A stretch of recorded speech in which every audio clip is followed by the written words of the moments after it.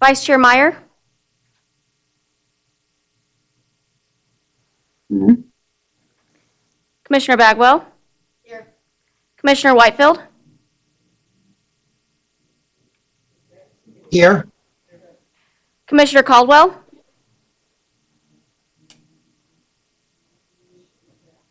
Yeah, I thought so. Here. Commissioner Wilkies McCulloch? Here. Commissioner Cartwright? Here. A quorum is present.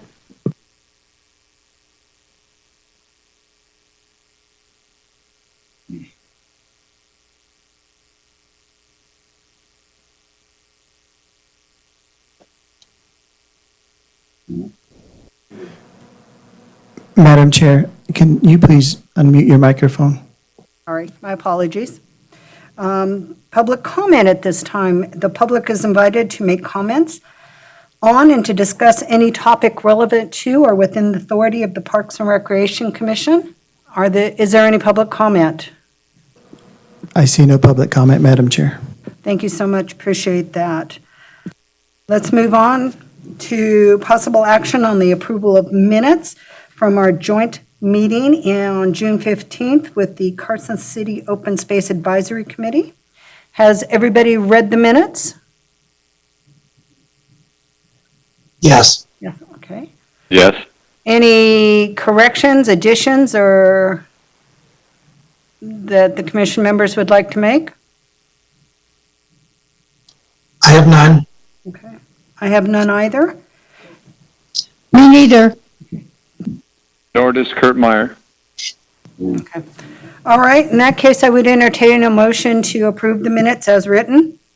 I move to approve the minutes of Monday, June 15, 2020, park meeting as presented. Second. All right, who seconded? Commissioner Whitefield. Okay, thank you. All right, any discussion? All those in favor? Aye. Aye. Aye. Aye. Sounds as though the motion passed unanimously. All right. Let's go on to, for discussion only, we're going to have the Program of the Month presentation. We're going to have the Carson City Park Ranger Report for 2019-2020 by Rangers John Costello and Tyler Kerber. Who's first? Good evening. Is it okay? We're live. For the record, John Costello. I'm a park ranger with Carson City. I've been on with Carson City Parks Department for about 5 years now. And Tyler Kerber, I started as a full-time park ranger in February, and before that, seasonal park ranger aide a couple seasons. So we have a full presentation for everybody. First off, I'd like to thank everybody for having us tonight for this presentation. We had some pretty graphs for you, but unfortunately, we don't have access to that. So we will go ahead and get started with our park ranger open space data. So May I interrupt for a moment? Yes, ma'am. I would just want to say for those out in our audience, if you'd like, if you go to the Carson City website, you can link on to supporting documentation and you can see the beautiful presentation that the Rangers prepared for us, even though you can't see it here.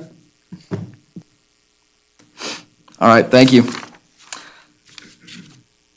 So as park rangers, every day is a little different for us. That's kind of what we enjoy about the job. We use a service that's called Request Tracker to kind of track our data, to see what properties that we're at the most, what type of incidents we come across, what situations we're dealing with out in the field, because we deal with a wide variety of situations throughout the day.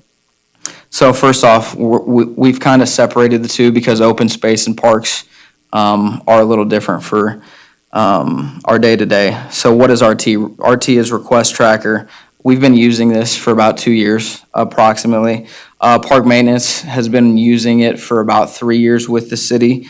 So keep in mind that we've only been collecting data since 2017. It wasn't originally designed necessarily for what we're doing because it is so much different. We have dog off leash contacts, compliance contacts, parking contacts, things like that. So it is a little different, but we've been able to adapt and collect some data over the years.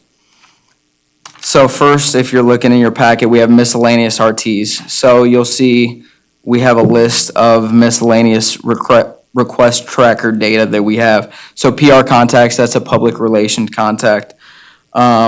This can be anything from having a conversation with a park user about what type of tree is dropping limbs or where the best dog park is in town.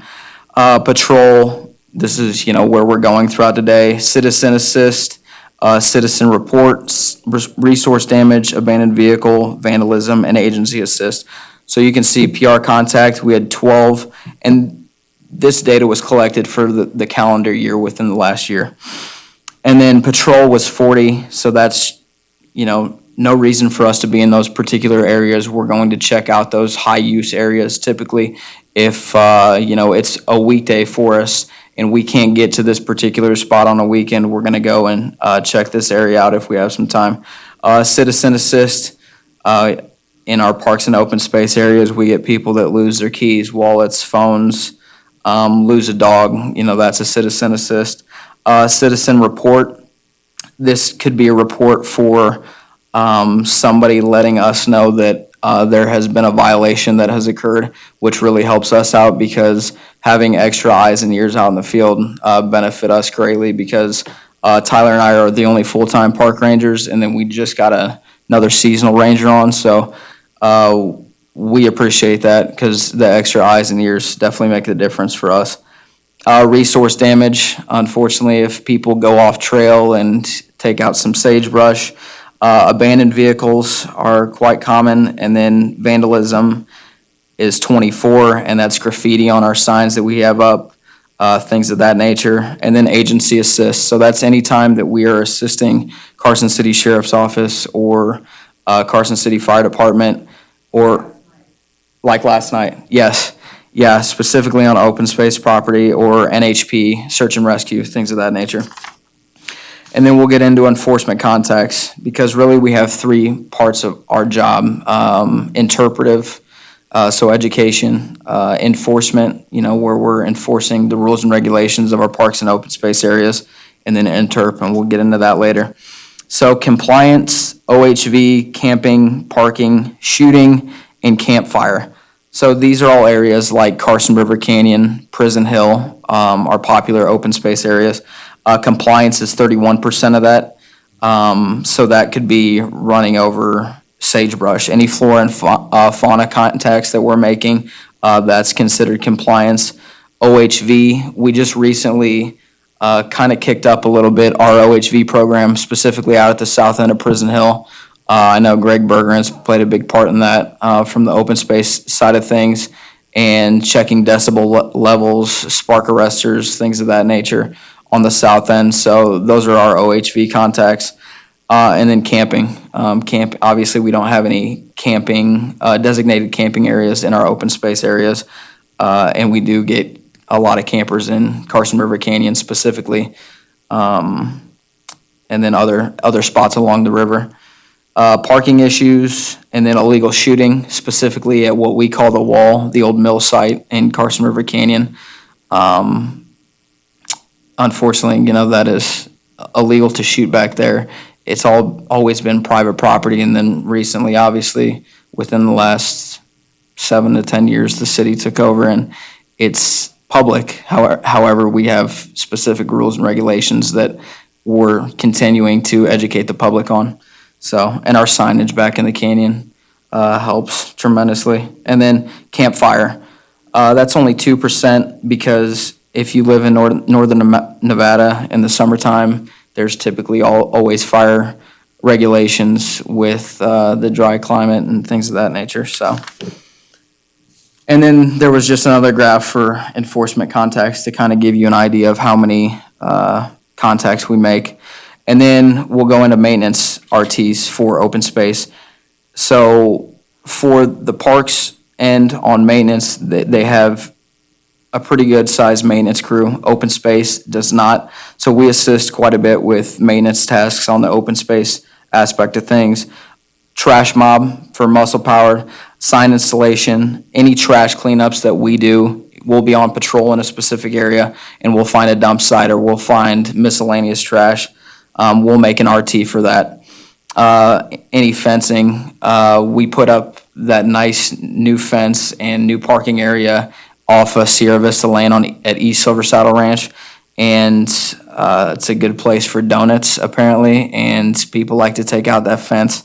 So we've had to repair that fence quite a bit. And then any general maintenance tasks, graffiti, as I stated earlier, we did 20 RTs just for open space, and then 55 dump sites. And then homeless camps is 14. So homeless camps, that's something that we'll come across, whether it's occupied or unoccupied in our open space areas. We'll give a significant amount of time for the individual to come back and hopefully collect their belongings.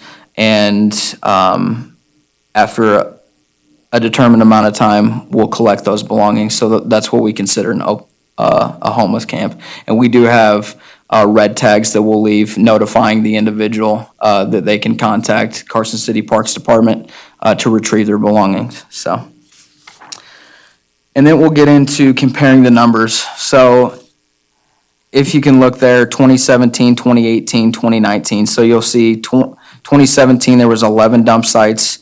2018, there was 6, and then 2019, 55.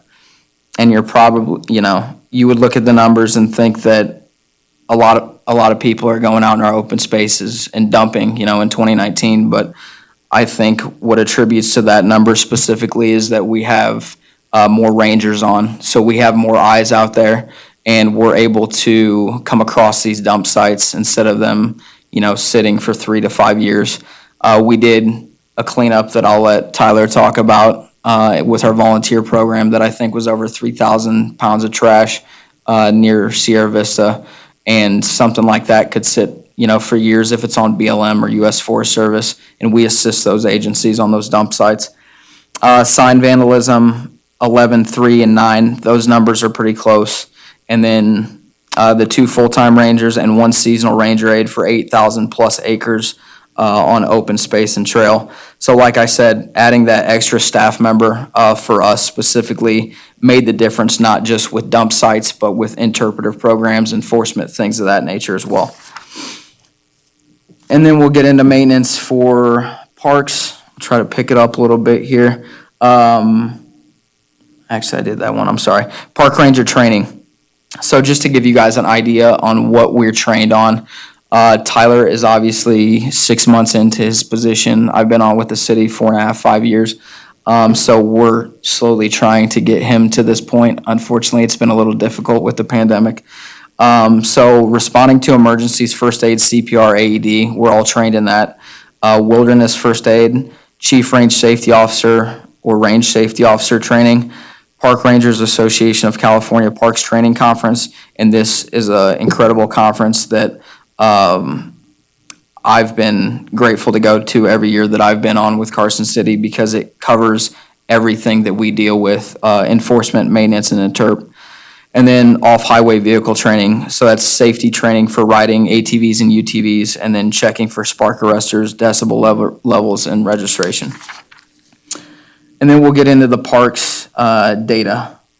Rifle and pistol range, enforcement context, miscellaneous RTs, maintenance RTs. So the miscellaneous RTs, if you're looking at that graph, you can obviously see that compliance is significantly higher than anything else on that miscellaneous list because the majority of that miscellaneous RTs are our dog contacts at Mills Park. So that's a pretty popular one for us because we don't allow dogs at Mills Park. So that is included in that compliance. And then we have vandalism, patrol, and abandoned vehicle. So some of the vandalism in the parks is obviously going to be a little lower because we have typically, not during a pandemic, but we have a full staffed maintenance staff for parks. And then enforcement contacts in parks, 49 is homeless, and obviously Mills Park is a big one. Mills Park's obviously our biggest city park. It's smack dab in the middle of town, so we get the most activity there as far as enforcement goes. for our rules and regulations. So we've seen a little bit of a uptick in homeless during the pandemic because a lot of the shelters unfortunately aren't open. So that's the majority of our contacts within parks when it comes to enforcement. And then we have camping in some of our parks and then campfires. And those are our enforcement contacts that we have there. And then as far as maintenance RTs go, not a whole lot here as well. Trash and maintenance, this is when we're cruising through the parks, checking things out, and we'll stop and take care of any trash that's on the ground or take out a trash bag. And then the rifle and pistol range, obviously this is a high-profile facility that we have that just reopened, and it's a gorgeous new facility that we have, not new, but obviously improved.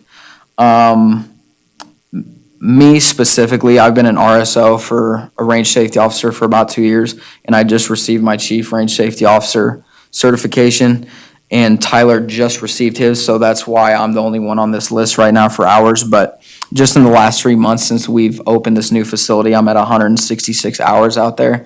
And what's been really nice lately, and Tyler will get into this later as well, with the volunteer program, but we have volunteer RSOs that have been really helpful to us. And then 271 hours in the last 12 months. I put in there that Tyler just received his RSO cert and has been an RSO out at the range since receiving his certification. And then we just got on a Ranger aide, August Moscato. He is Park Ranger 3, and he will receive his RSO certification tomorrow. So he will be out there assisting as well. And he's right behind us. And then we have some pictures of us either educating the public, putting out a fire, and we have some graffiti on a rule and regulation sign. So we like to have fun sometimes, and if we come across a big dump site or something, we like to take pictures for things like this. So hopefully next time we can get the slide up for everybody. And then I'll pass it over to Tyler, my partner, who will go over the interp volunteering. Oh, I was like, you got your own mic over there. I do want to add some of the other miscellaneous duties that we do. I just recently cleaned an owl out of the toilet at the rifle range. That was fun. It was a little sad that he was in there, but thankfully he lived. So just some of our duties that never end. I think I need that one, that top one.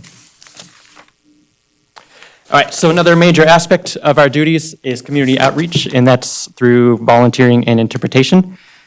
And their main purpose is to promote positive, safe outdoor recreation within our parks and open space and on our trails. So to accomplish promoting safe outdoor recreation, we love to lead hikes led by park rangers. Historically, they were led by community volunteers or AmeriCorps Vista volunteers. But there was a gap last year in August. We didn't have anybody, so I kind of took the reins on that as a ranger aide. And I found very quickly that these programs being led by a park ranger was super beneficial. It started to feel like something you would find in a state park or a national park, and it got some good positive feedback from the community. So I began looking in different ways that we could engage the public, and I can get people out there more with us. And I started the monthly full moon hikes. I'm not sure if anybody here has been on one, but I definitely recommend it.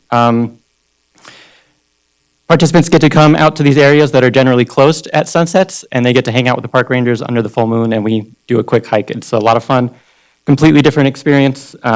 It's nice to see all the big line of flashlights coming up the hill behind you. And they got so popular that we ended up seeing almost 80 participants on one of the hikes. I have since limited the amount of participants that can come on them. But yes, they've been pretty fun. I started calling these hike preventative law enforcement, and that's basically because these participants get to spend an hour or so with the park rangers learning about the areas through his eyes and learning about the cultural and natural history, leave no trace, rules and regulations in a more positive and educational manner rather than us having to make contact with them in an enforcement position. So hopefully, in turn, it prevents any law enforcement from ever having to be done. And we just recently had our new AmeriCorps Vista community education coordinator start back in May in the middle of the pandemic. So she's more focused on ways to get community outreach through social media and online resources. So you may have seen some of our videos posted online, and I'll get through social media here soon. But she's also been working on revamping our junior ranger program. And I kind of brought one here. I'm not sure if it ever made it into the the thing, but yeah, so this is the first draft of it. The idea is that kids and family members will be able to come to the Parks and Rec office, the community center, the pool, or something, pick up one of these Junior Ranger booklets. They'll be able to fill it out with their families, go out in these areas, hang out with their friends, and learn a lot of stuff. They are required to come on a hike or two with the park rangers. And then if they get everything signed off, they'll be able to come into the Parks Department and we will swear them in and give them a badge and stuff. So hopefully we can release that next May for Kids to Parks Day. It's something that she's been working on and hopefully we can get finished here. So next slide, as you can see in this graph, if everybody has it up, the participation numbers have been on a rise since 2017. And the reason I count the amount of participants in any year is because that's how many people we are making a positive impact on. So from last year, our biggest year, we have 559 people running around that have had a positive connection with a park ranger or someone from the Parks Department. And I've even ran into groups out in Kings Canyon while I'm on foot patrol or stuff, and they're like, hey, you're the park ranger that led our program. So it's also getting a lot of people out there that wouldn't normally have been out there before. And with all the interpretive events doing so well, we've also seen an increase in the amount of volunteers and the amount of volunteer participation that we have. So the next slide kind of gives all of our monthly volunteer data for 2019. Chelsea Kinchlow was our community volunteer coordinator last year for 2019, and she did a really good job setting up some good programs and good foundation, and she even started the Adopt a Trail program. So groups and organizations can adopt a trail in Carson City, and they got to clean it up once a year or something like that. It saved, so she, with her 212 participants last year, saved the department almost $9,000 in monetary value from volunteer data. And this year, our new volunteer coordinator, Mackenzie Gargano, she has already collected 3.5 tons of trash from these areas with volunteers, which is pretty awesome. From the East Silver Saddle Ranch area, she started the Mutt Mitt volunteer program. So community members can adopt a Mutt Mitt station on the trails in a park somewhere, and they just got to take care of it and refill it every once in a while. And that's some good engagement that they're also making with the community when they're out there. She's also the main source of contact for our volunteer range safety officers. So that's been pretty helpful as well. And so far, she has already saved the department $10,500, which is pretty great from 117 different volunteers. I think we're getting new range safety officers next week, or I think we're training tomorrow. So we'll have some more volunteers there, and hopefully should be able to engage some public through our virtual programs as well for volunteering. All right. Cool.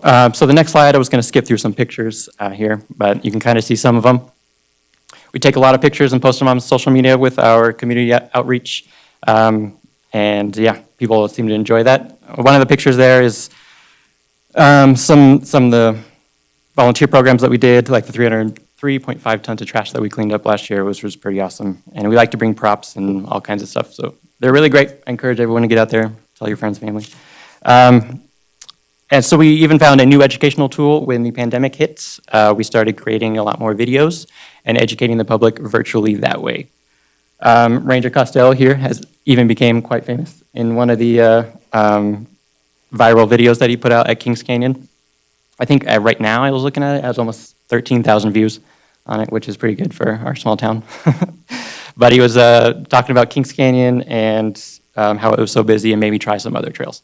And that's really our main focus, is promoting other places that aren't as popular and then kind of educating that way. And then I got to use some of my video making skills from Carson High School and started editing some small videos and educating them that way. I worked with our trails coordinator, Greg Bergeron, on how to social distance on some of the trails, Fifth Street Trailhead. And we just released an OHV educational video for the south end of Prison Hill. And I took the public on one of my foot patrols as well, in a Bear Grylls Man vs. Wild style video, which was pretty fun.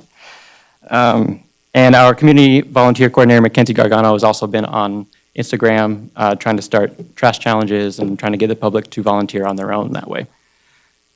So social media is just another useful tool that we can use to educate the public in a non-enforcement way. So the next slide kind of shows some of our Facebook analytics. And when I took this, we had just posted one of our videos on there back, I think, in March for this data. And we had a 1,695% increase in the amount of minutes that were viewed on our Facebook page alone. And I've been watching it too. We get more followers, more and more page likes, shares, a lot of engagement on our Facebook page. Kristen Bryan, our current community education coordinator, printed out a, let's see, she gave me one, a QR code that she's been hanging in all the parks and on their trails.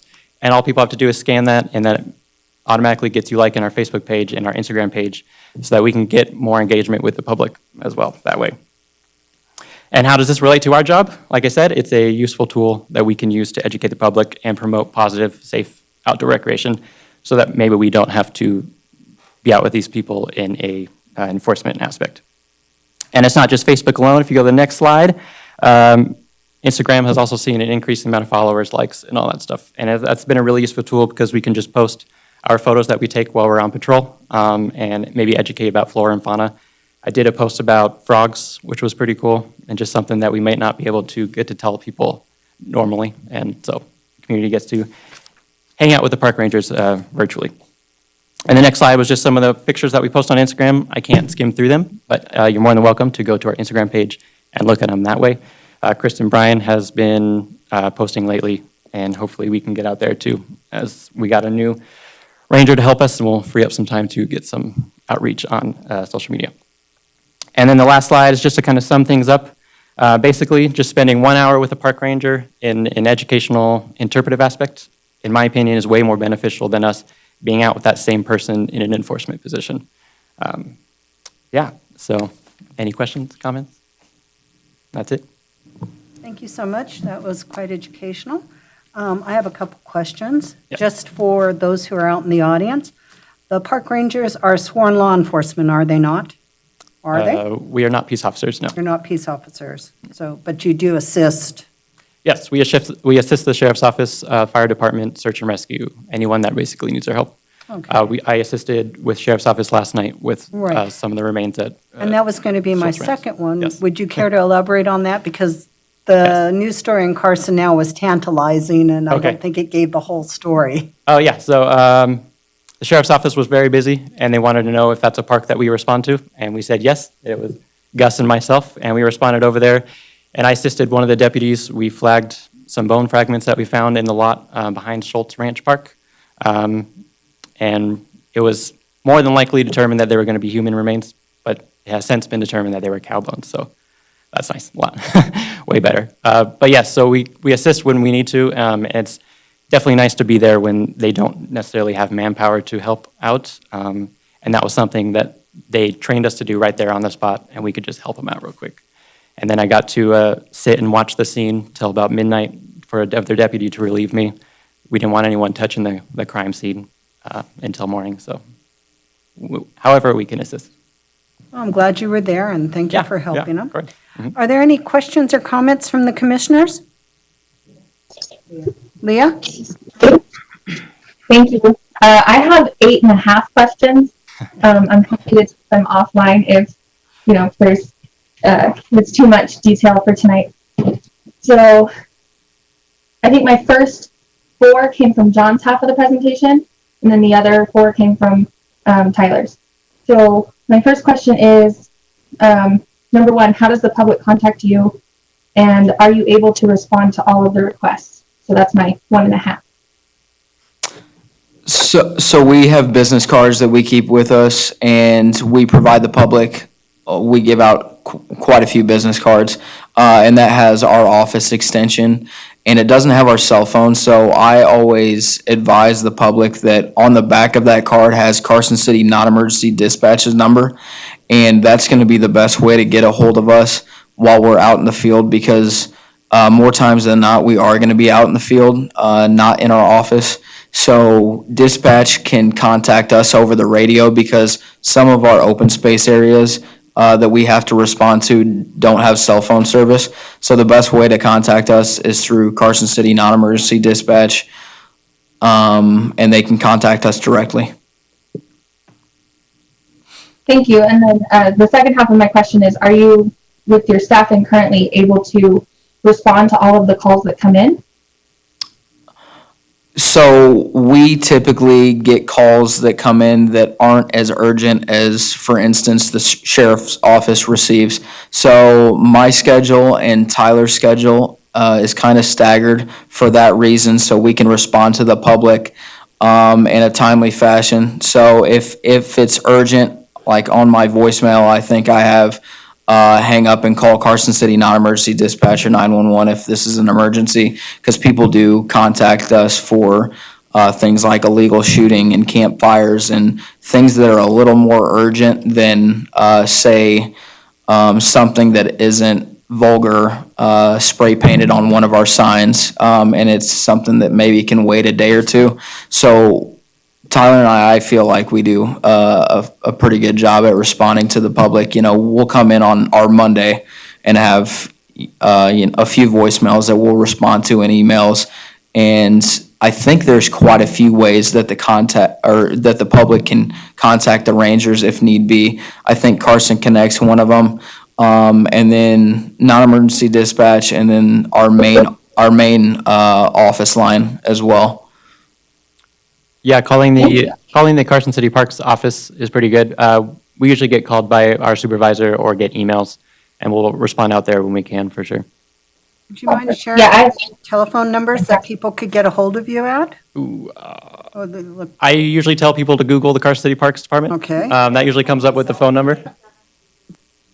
887-2266. That's the main one. And then Carson City Dispatches is a little different. It's, yeah, 887-2009 is one of them. So they have a few different lines. I don't know how happy they're going to be, giving that out, but they'll 887 be getting cops, a I whole think. bunch of calls for park rangers. I give it out all the time at Sonoma, so. Yeah, I'm going to put it on Twitter, so watch out. Madam Chair, can you indulge me with some more questions? Is that okay? I hope so. My second question for you, John, was on the fence repair, the one that keeps people do donuts and take it out. Are we able to recoup the cost from that person if we're able to catch them? Like through their insurance or court process or something? Yeah, so unfortunately, we haven't been able to catch anybody that has done that. We have tried to figure out what may be the best option. I don't want to give away all our secrets, but we've kind of figured out some ways to prevent that from happening in the future, or potentially get vehicle make and model or plates on individuals that are vandalizing these specific areas. So, it's tough in these remote areas, but unfortunately we haven't been able to, but I would imagine that we would. That's the reason that we do incident reports that go to risk management, so we can get recouped for those costs if we were to catch that individual. We're also, Just making sure. yeah, we're also working on getting our citation booklet ready. We can do that too. That's another way that we can get recompensated.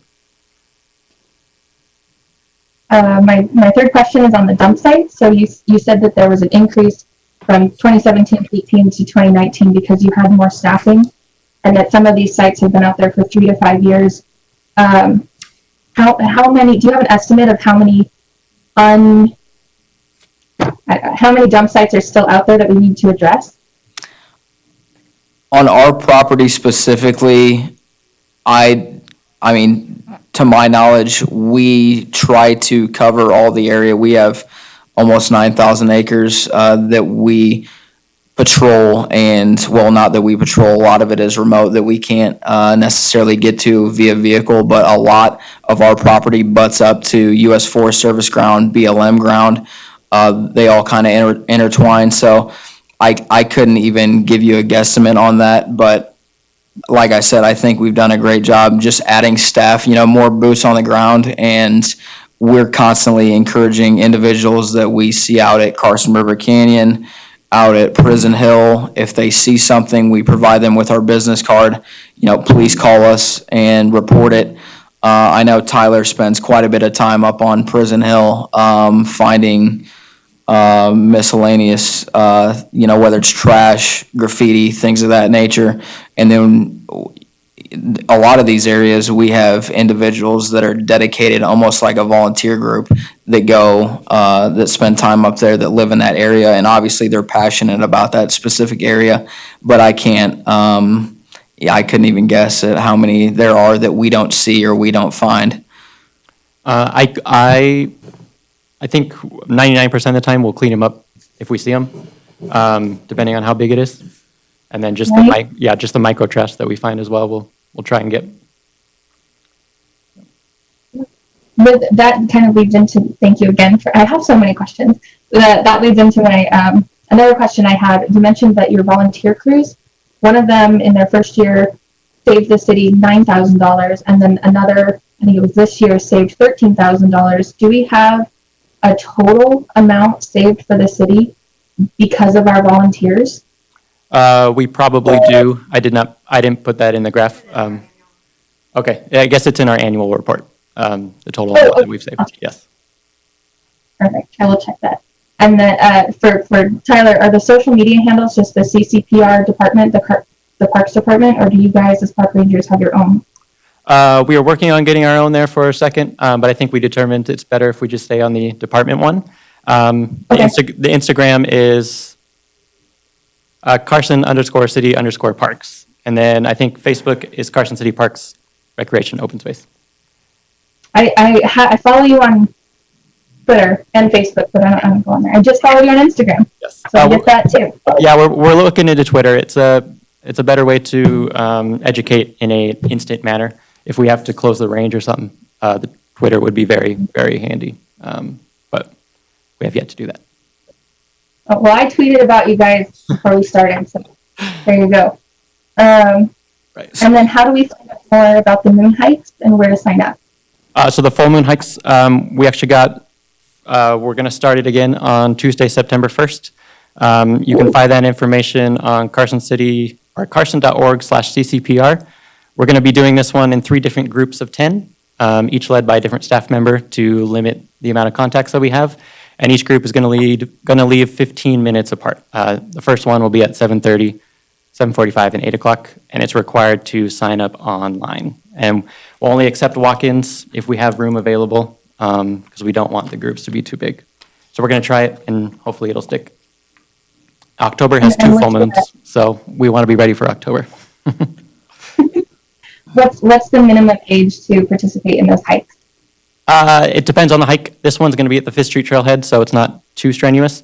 Some of our more strenuous hikes, we've seen people bring their 5-year-old kids, and it just wasn't right for them. You got to keep up with the group pretty well, especially in the dark. So this one, I would say, it's open to families any age if you're prepared for a 1.5-mile moderate hike, I guess. Well, thank you. That is all of my questions. Thank you so much. Thank you, Commissioner. Any other questions or comments from the commissioners? Commissioner Bagwell? So I want to thank you both, and our new one back there, for such a great presentation to help the public understand what you do and me. Do you think, what do you think are the best opportunities to increase our volunteerism? You're doing a super job, but I just know the more volunteers that we get, the more support we'll have for Parks, Recreation, and Open Space. So give me any ideas or thoughts you might have on how we can make maybe 2021, because of the pandemic, I might have to give you a small break there, but how we can make it 500 participants. So do we have a goal to the number of volunteers, and how can we get there? Yeah, I'll kind of touch on this and then kick it over to Tyler, but we've been lucky enough to have AmeriCorps Vista volunteers for the last 2 years. As Tyler mentioned, we had Chelsea Kinchlow last year, and then we had Mackenzie this year.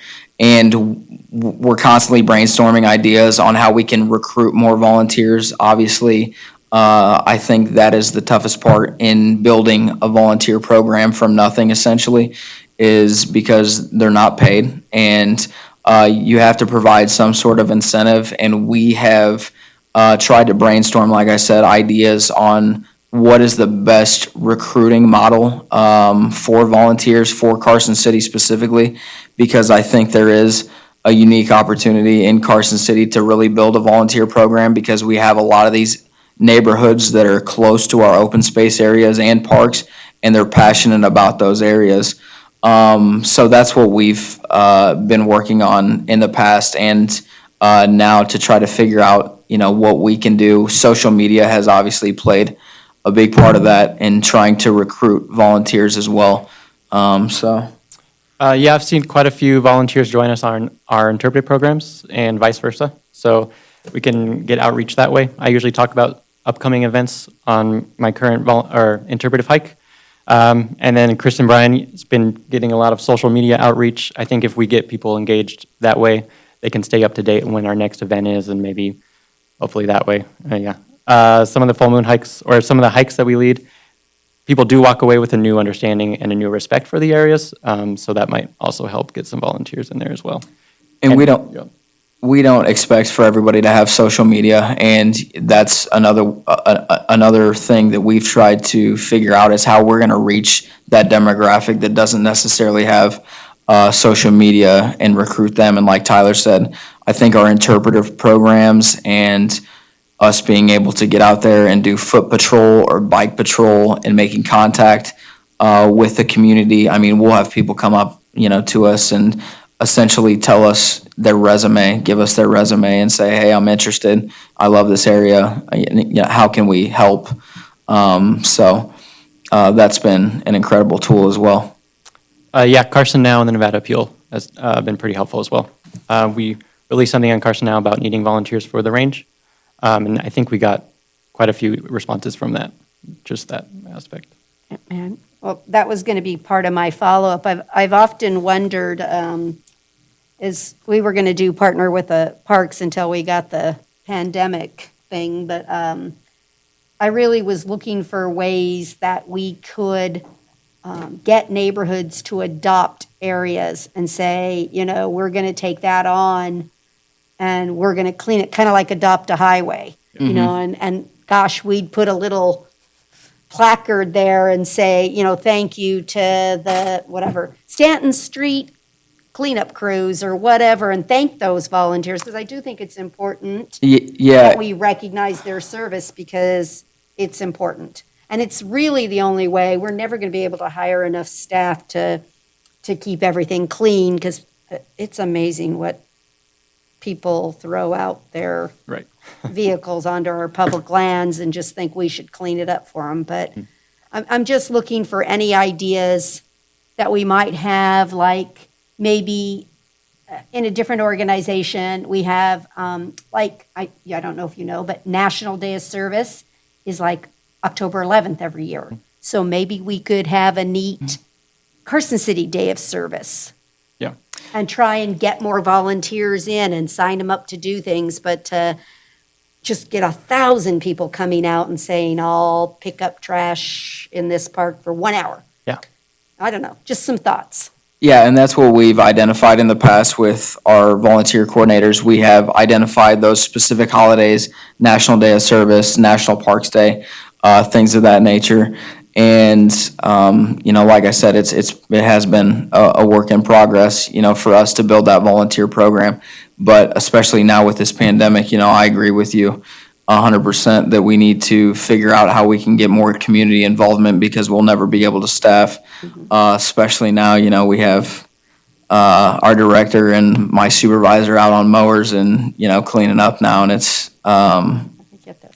We need the help. we're short-staffed, so. I agree 100%, and we're constantly figuring out ways on how to do that. But we did establish last year with our volunteer coordinator an Adopt a Trail program.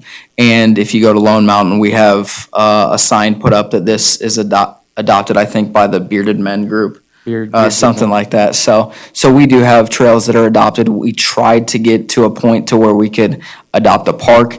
It's a little more difficult because things like, we can obviously get the public to go out and clean trash up, things of that nature. But a year ago, we had full staff and, for those parks specifically. So we've been working with the parks operations manager as well on that. So we're kind of still trying to figure out how we can make Adopt a Park a thing. But we do have an Adopt a Trail program. And I think we have 6 or 7 locations adopted. So. Great. Thank you. Good job. Any other questions or comments? All right. Gentlemen, thank you so much. We appreciate the efforts of all three of you, and thank you for this wonderful presentation. Thank you for your time. We appreciate having the opportunity to kind of give you guys an idea of what we do exactly. So, thank you. Now we know. All right, let's move on to our next item, discussion only. This is a presentation and discussion only regarding the Mills Park Pickleball Project by Commissioner Whitefield. Commissioner, are you ready? I am. Can you hear me? We can. Take it away. Okay, thank you. Before I start, I'd just like to thank Rangers Costello and Kerber for their presentation. I think that was a very interesting and educational presentation, and congratulate them on the fine work they're doing. That's a very impressive program you've got running there. I'm very happy to hear about all the things you're doing to do the outreach to the community. Great job, guys. Okay, so I want to talk about the Mills Park Pickleball Project, and kind of thank the commission for indulging me over the past year or so that I've been on the commission for talking so much about pickleball. Well, we finally got some things done here, and I'm kind of happy to talk about it. This project started out as just a dream, and the dream was to make some dedicated outdoor pickleball facilities for the citizens of Carson City and the surrounding areas. There were a lot of people involved in this project over the past year and a half or so, and I'm happy to report that we now have completed the first phase of the project, which is 4 dedicated pickleball courts at Mills Park that have permanent nets, and they're available for public play. It was actually, we had our first day open to the public on the 21st of July. So this is pretty exciting. And Jen, I think you're running the slideshow, is that right? Commissioner Whitefield, we have had technical difficulties, so that's why the park ranger presentation and yours isn't showing up, but everybody has a packet that you're talking to. So Okay. they should be able to follow along. He had some great photos too. All right, well, we'll start then. Obviously, the intro here, the project was to convert one of the tennis courts at Mills Park into 4 pickleball courts. And I'm going to start at the end instead of the beginning. This first slide shows a picture of what we called opening day. And our first day was actually we didn't invite the public. We wanted to reward the volunteers. We had over 25 volunteers involved in this project. For the actual work was done over a period of about 11 days.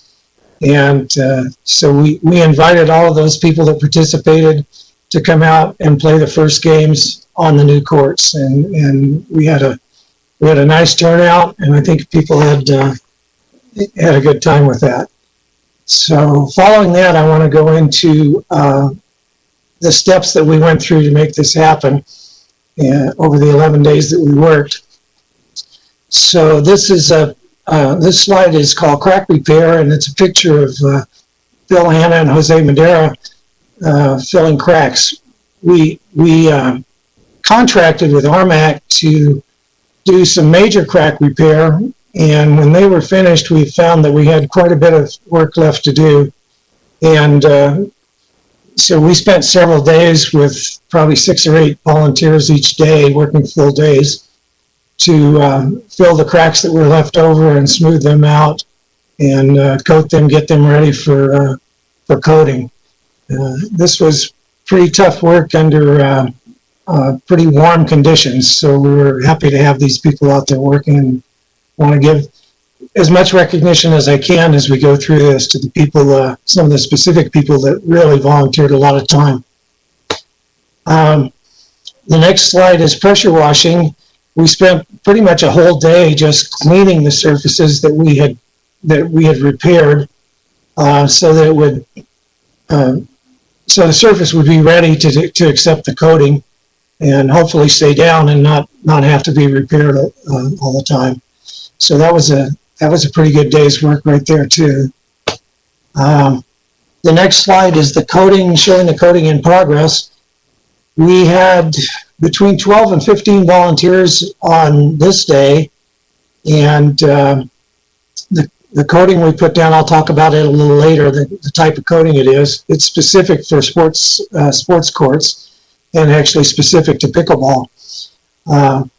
The directions are, we rolled on in one direction, the first coat, and then put a second coat on in the other direction. And then this next slide shows when we've got it complete. We used, actually we ended up in the end using almost 150 gallons of material. It's a sanded acrylic.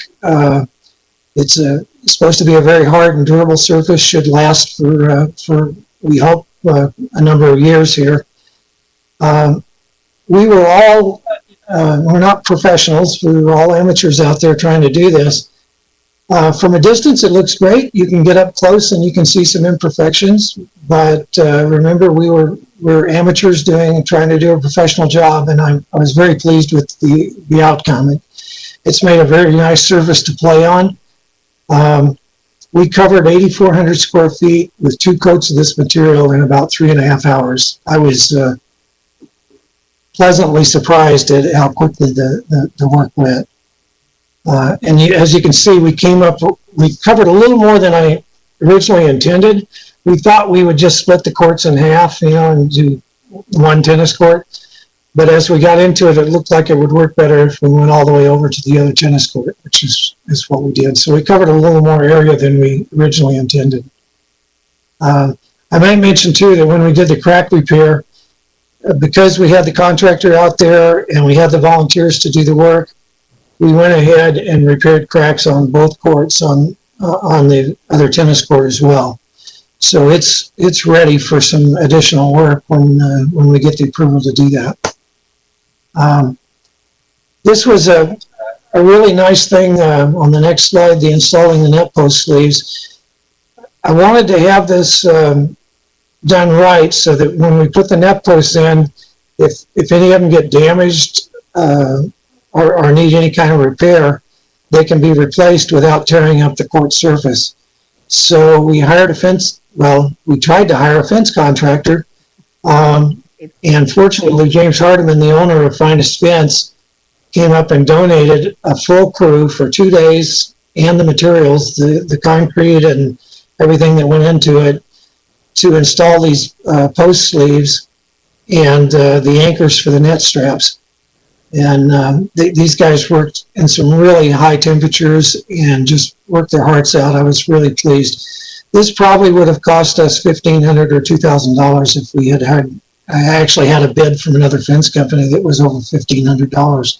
So that was a very nice thing that Finest did for the community here, and we're grateful to them.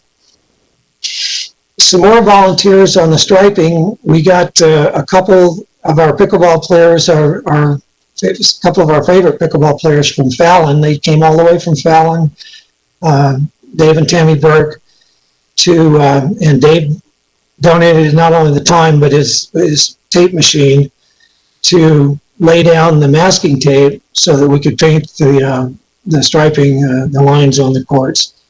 I think Dave taped 4 courts in about a little over 2 hours. So he was a real pro and helped us out a lot. I think I've got I'll go back to that. We had volunteers doing the painting. First, you had to seal the tape. After the tape was down, we had a special sealer that we put on to make the lines really sharp. And we had volunteers doing that, rolling. And actually, Marty Rupert and my wife, Juana, did the actual painting. They put 2 coats of this textured line paint down on all 4 courts. They did all of that work. And this was all done in 1 day. And I think if you go out to the courts and see the finished product, the next slide I have is showing the nets that got installed. And this was, I'm really proud of this. We selected, I think, some really good commercial grade net posts, and the installation came out really nice. I hope you guys get a chance to get out and see this. It's actually pretty impressive. And then the next slide is the opening day play. This was actually open to the public day, and we had all 4 courts full. We were actually also playing on the other tennis court that is still striped for pickleball, and we had some people waiting. So we had, on that first day, we had over 30 people out there playing pickleball, and that was a real thrill. I'm still getting a little bit of goosebumps just thinking about that. It was a dream come true. A lot of people, worked on it to make it happen, and it was really fulfilling to see that many people out there enjoying themselves. So this is my conclusion, and I've got a lot of people to thank. I'm going to go a little bit out of order from the slide, but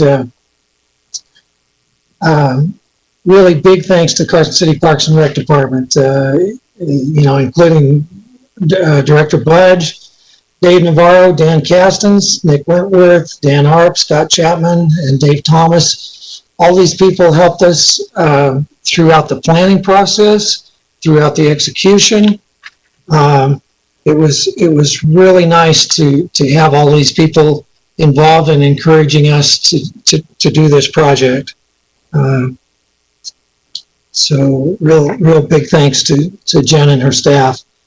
Want to thank the Foundation for Carson City Parks and Rec for handling the funds for us. David Johnson, of course, president. I mentioned to Sandy Osheroff. Sandy was really helpful when we first started collecting money, taking care of our money for us, and of course Lori took over that job after Sandy. And thanks, Lori, for helping us out there. We appreciate that. The Truckee Meadows Pickleball Club, I want to recognize them for their support in our fundraising efforts. Early on, when we first started thinking about this, they helped us organize a fundraising pickleball event at the MAC. And again, Parks and Rec Department participated in this. We were able to use the MAC facility for free for that event, and we raised about $1,600 at that event. That was kind of our kickoff fundraiser. I want to thank the Diamond Vault in Reno. Rana was able to talk the Diamond Vault into donating a fancy necklace for a fundraising raffle, and that event alone raised $6,400 for our cause here. So big shout out to them. I mentioned Finest Fence before. They were really great with what they did, helping us out on the project. And then we had a lot of individual contributors that just wrote checks or handed us money. And it varied from people who had $20, $40, $100, $200, $500, and on up. This was really gratifying. This happened just a month ago. We had a visiting player from Sonoma, California, and she was so impressed with what we were doing out there. She donated $100 and also volunteered for the work that we did. We had one really great couple that was a benefactor, and I want to recognize them publicly. I don't think they necessarily needed to be recognized, but Greg and Donna Rockwood from South Lake Tahoe are occasional players at the MAC down here. And we met them a couple of years ago, and they're just really nice people. And over the past year, they donated $4,500 to this project. So I want to thank them publicly for what they did for us and for the city. And last but not least, I want to thank all of our volunteers. We just couldn't have done this project without all of the people that contributed to it and the work. Over the 11 days that we worked on this, we had over 450 volunteer hours. And I want to specifically mention some people that worked every day for the whole 11 days. Phil Hanna, Jose Madera, and my chief of staff, Juana Beglin. They all were there every day, all day. And, they kept us organized, kept us moving and on task. Phil is a retired painter, and he actually, we had volunteers strip the benches, the courtside benches. He primed and painted those for us, and I think if you go down there and look, you'll see how nice they complement the new surface on the courts. So with that, I want to emphasize this project was the result of an entire community coming together to do something for the betterment of our city. I'm really proud of having been involved in it, and really, really proud of what all these people achieved working together. I think we've created a facility here that can be useful to the citizens of Carson for a number of years, and we're really proud of it. So thanks for putting up with me and all my pickleball stuff. Appreciate it. And I'll entertain questions if anybody has any. Any questions or comments from the commission? Commissioner Cartwright? Thank you, Chair. Is it okay? I have 3 questions this time. Okay. Shorter. So my first question is technical. So how long will the courts, the paint, the nets, how long will that last before we need to repair or replace? I'm not sure. We really know. We expect that it'll last 3 to 5 years. It will depend somewhat on what kind of regular maintenance we're able to do. I've been talking to Jen and Nick about locating a water source nearby so we don't have to string 400 feet of hose to be able to wash the court. And I think, in fact, I know we'll have volunteers that are willing to do that kind of work periodically. That will help. We've already had a little bit of, I don't know if I'd call it vandalism, but there's been some entry to the courts there that was probably not pickleball activity, and dragged some dirt onto the court. There was the day when we found cherry pits all over the court. So I don't know what we're gonna, what kind of activity what's gonna happen there. Hopefully we won't see a lot of that sort of thing. This is a professional coating that is applied to sports courts, all over the country. And this particular formulation is for pickleball. It's a harder acrylic surface than some of the surfaces for tennis courts. So we're hopeful that it'll wear well and do a good job. But I think that in general, the pickleball community is dedicated to keeping these facilities, in nice playable conditions. So I think we'll probably have pretty good luck keeping them in nice shape. If I'm driving around with my broom, can I stop by and just sweep it off if it needs it? Does it need You can try that, and we'd be happy to give you guys lessons too. We're not. I want to clarify, when I say lessons, I mean introductory type lessons. We're not professional, trainers, but we're happy to introduce new people to the sport anytime. And so, with the heat lately, people have been showing up between 7:30 and 8, and usually, as hot as it's been, between 10:30 and 11, people kind of disappear. We've been down a couple of evenings where it's been nice once the area is shaded. That's pretty nice. We have some thoughts about we'd like to find out what it would take to get the lights operating again, because I think as the days get shorter, we could have some really nice evening play if we had lights available. So we're looking into that. I'm not a professional sweeper either, so we can trade my non-professional skills for your non-professional skills. Okay. And then my other question is, what is the minimum recommended age for pickleball? I think it's kind of like tennis. If you want to introduce the child very, very early, that's fine. I think the youngest that we've seen, between here and the MAC is probably 7, 8 years old.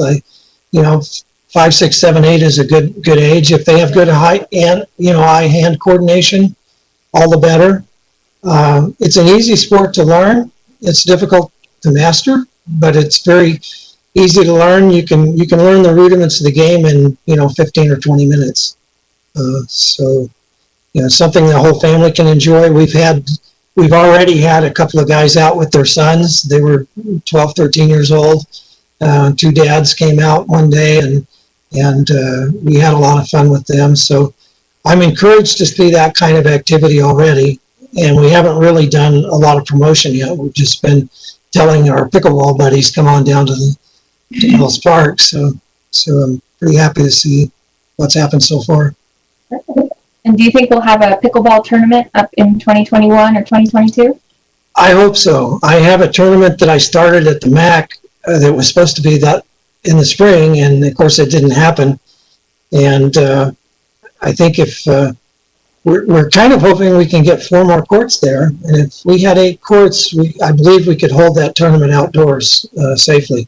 So we're really hoping we can get that done. Thank you, Dave, and thank you, Chair, for your indulgence. Thank you. Any other questions or comments from the commissioners? Jen? Thank you, Madam Chair. Jennifer Budge, Parks and Recreation Director. I just wanted to thank Dave and his lovely wife, Juana, on just such a hard, dedicated effort. I mean, they really put their heart and soul into this, and they are the reason this happened. They're so passionate about it. They, begged, borrowed, and stole from, every person possible, and they really just engage the community, and it's so important. And I think it's a great example of what a grassroots effort can make happen. And I just really appreciate their effort. So thank you so much. Thanks, Jen. It's true. Thank you so much for putting all your time and effort into this. Without it, who knows where we'd be? Probably nowhere, Commissioner Whitefield. If there's Thanks. Anytime, because we need more people like you in the community willing to step up and do what it takes to get their pet projects through. If there's no other questions or comments, we're going to go on to the fun part of the evening.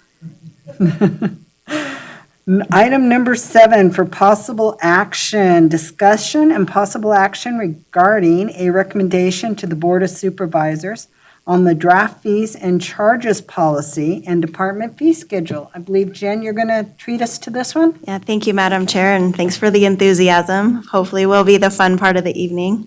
So thank you so much, Jennifer Budge, Parks and Recreation Director. So as you remember, this item is a continuation from the February meeting. It's also is an item that already went to the Open Space Advisory Committee.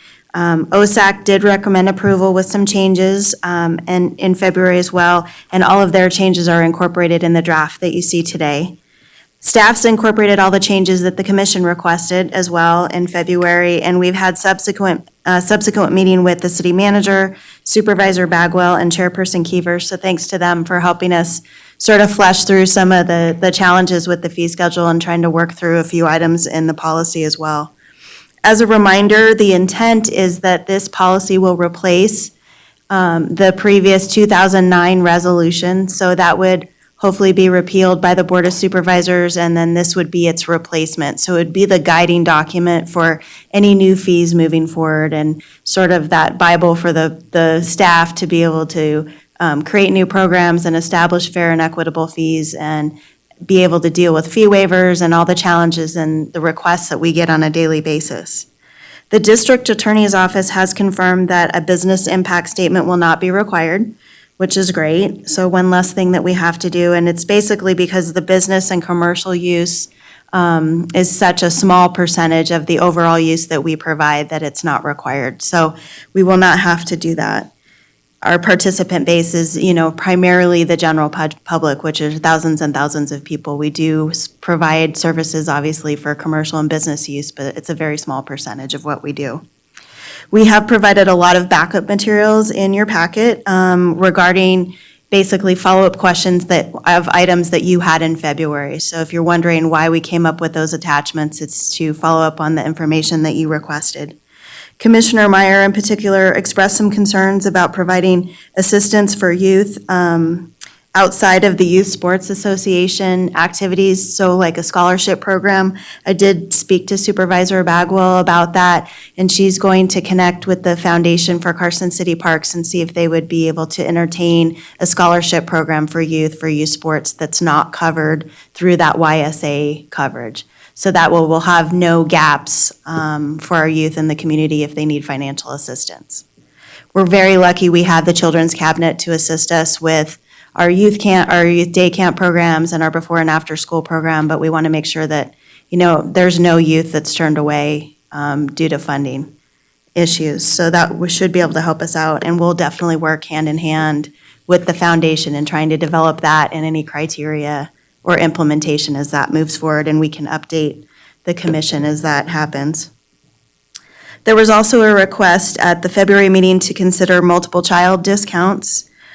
We all love that idea, but we really didn't have any data to back up the requests. What type of programs are we really needing to have that multiple child discount? So what we'd like to do is sort of put that portion on hold for now, and then in the next year, before we reevaluate the fees, hopefully after they're approved a year later, is have some recommendations and some information from families where that might be most helpful.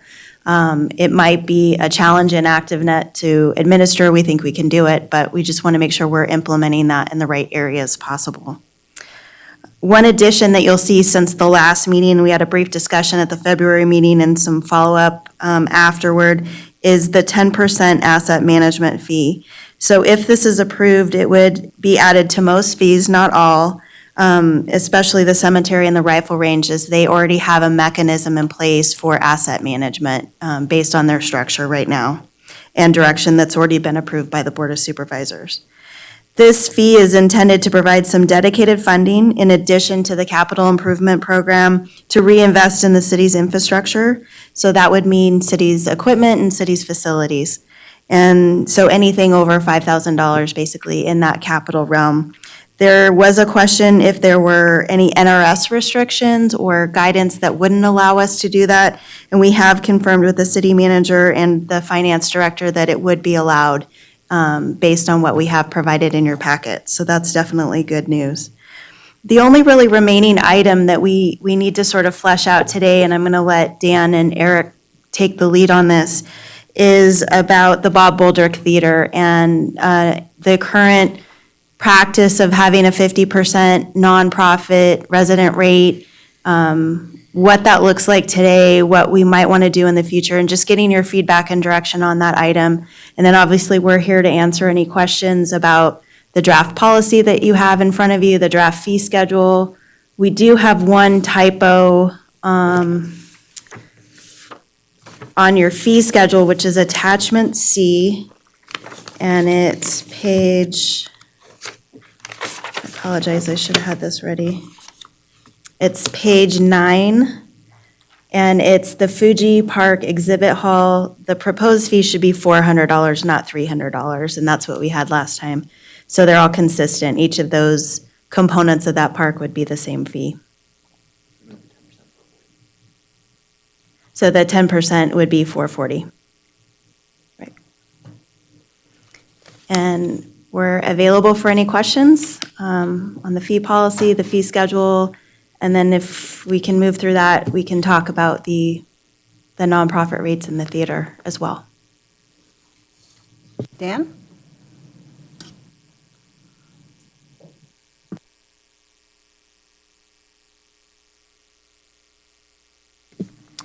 All right, thank you. So for the record, Dan Arp, Recreation Superintendent. Before I go into the discussion on nonprofit fees for the theater, just these fees, if you have any questions on them, but basically it's mostly the same. We just adjusted, the only things that's changed in this packet on the fee schedule is our fees for the MAC and the pool based off of Commissioner Meyer's suggestions with having a formula for how we come up with the punch pass versus the monthly pass versus the annual pass. And you can see that formula, how we came up with that on the right-hand side under the notes. But pretty much everything else is the same, other than just adding those few changes that were recommended in the cemetery, and then Same thing with the open space. And then also we added a permit section that we didn't have in there before, just to reflect, these aren't necessarily our fees, but this is on page 8. But just the fees that any user group who might rent the park might have to pay. That some of those might be from planning department, but we wanted those to be reflected because we do have to process those as well. So those are just on here. And then on the last page, on page 10, we added rental fees for outdoor equipment. This is something we got a grant from the Carson Tahoe Health to acquire outdoor equipment. We don't at this time have intentions of making that available for rental necessarily, but I wanted it so that whenever that moment came, that we had the fees already kind of passed through, and that's what those are. So that if a large group, scout troop, or a business that wanted to do team building, something wanted to rent that equipment, we had that approved that I could do that in large groups. So those are the only changes really to this fee schedule packet. So moving on, unless there's any questions on the packet, moving on to the theater. So ultimately, the goal of the department has been to come up with fair and equitable fees across the board, and not have such a tier structure for nonprofit groups and residents, and it's very complicated fees that we've had in the past. However, with the theater specifically, we wanted to make sure that those fees remained low for nonprofit organizations to be able to utilize the community theater to keep those events going for the community, because we feel like it's such an asset for the community to put on those performances. So after discussing with Eric Klug, we punched out, and this is in the packet too, right? Okay, so our reservations coordinator, April, she put together some comparables so that you can kind of see some of our user groups, what they are currently paying versus what they would be paying under the current fee or the proposed fee structure. Keep in mind that what she's saying is the proposal is if there is no discount whatsoever.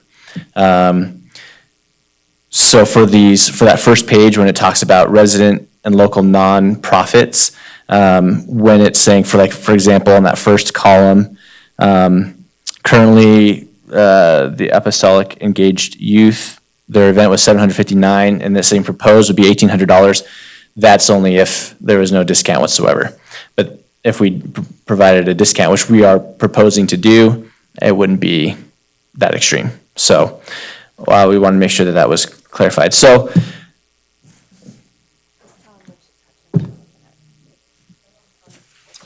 which attachments? So is this attachment I? So you'll be looking at attachments H and I, just H and I. for clarification with what Dan's referring to. So Eric Klug and I, we just to try and figure out what kind of an impact this would have on some of the nonprofit groups that use the theater. We didn't go through every single event that happens throughout the year, but we did select certain ones just to kind of play with the numbers and see what that would look like. And so the one that we used as an example is on the second page of that attachment, which would be the spring musical for WNC. So it's the first on page 2. It's the one on the top. And so right now, their current fee was $5,800, and then if they used our fees completely, if there was no discounts whatsoever, that same event would cost $13,985. So our proposal is to still offer a nonprofit discount of our recommendation would be for 25%, but that's really up to the commission to kind of decide what we want to keep that at. Because if we were to keep 50%, we ran the numbers that basically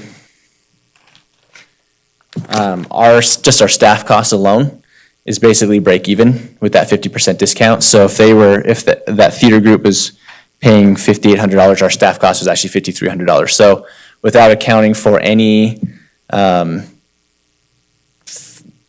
wear and tear on the facilities, any utilities for the lights and the sound and all the other equipment that's being used, pretty close to break even and just on a 50% discount. And that's why our recommendation is a 25% discount so that we can still recoup some cost recovery for our facility, in addition to just covering staff costs.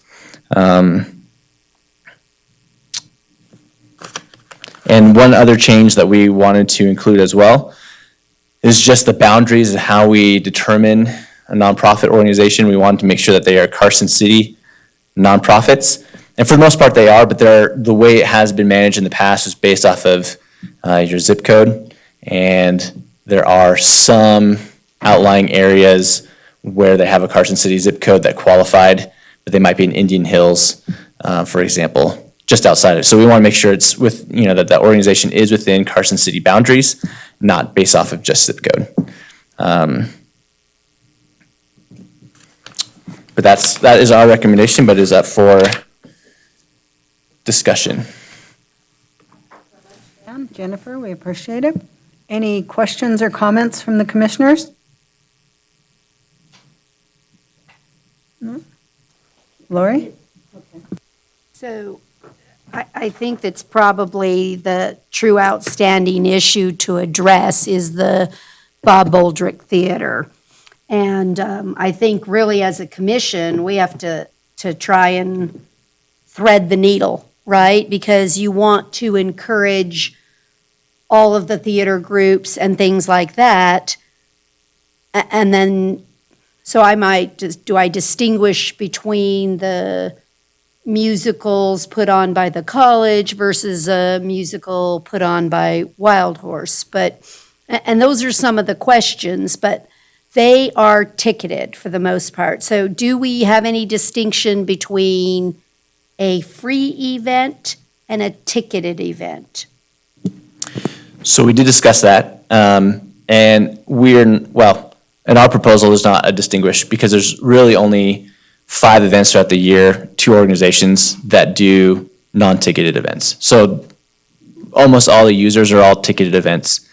There's a community band that puts on 2 concerts throughout the year that are free events, and then I believe the other ones were a church event.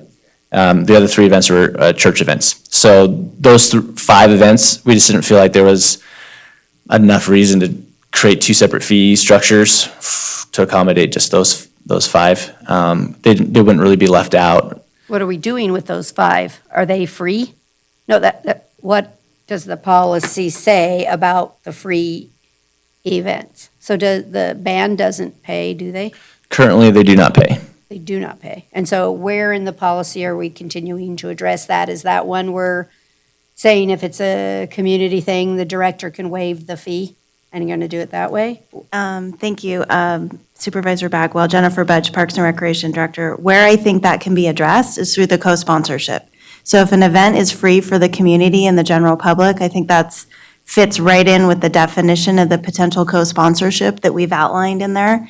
Unless, the commission would like to have a different approach. But I think for those free, non-ticketed events, I think that's the best way to go about it. In the policy, though, we do talk about recommending only 1 a year. So with that example, there's a couple that they provide a year. So if you want to give us some guidance on how many or what that might look like, I think that might be helpful. And the other ones that are church events, that wouldn't typically be something that the city would co-sponsor. So I believe they would be addressed. And they currently rent the facility to use it anyway, so it would still fall under SAME. They would still get the discount nonprofit organization rate that we were proposing, if that's the direction that we go. So what do the rest of you think about how many free events in the Bob Boldrick?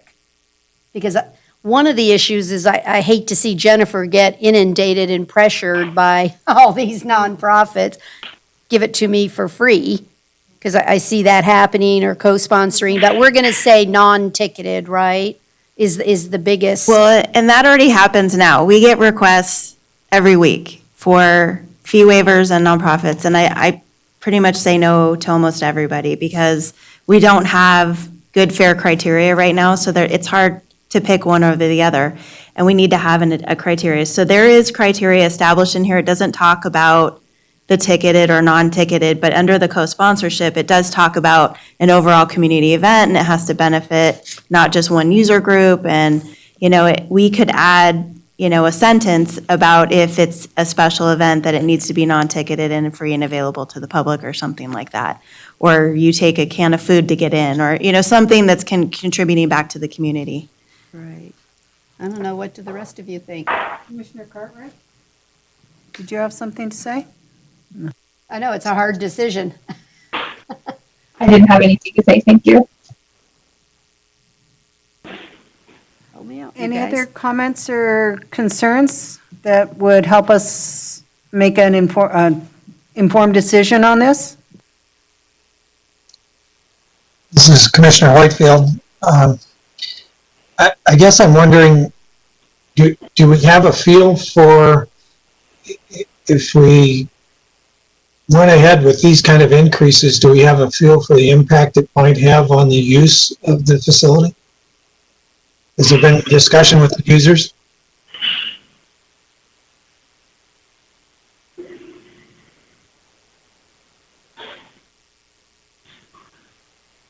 They're not going to like it. They're not going to like it. It's an easy answer. Eric Kalug, Recreation Program Manager. So ever since we started talking about fees, we have been kind of chatting with the groups to give them the heads up that there are changes coming. And so far, we haven't gotten anybody that said that they wouldn't be coming. So our use would still be up. And also with trying to go more fair and equitable, we will also potentially see an increase in our local commercial groups wanting to come in, because right now we do tend to outprice what they can do. And really, it's just the touring groups who are used to paying $20,000 at a New York theater who are willing to pay the commercial rates here.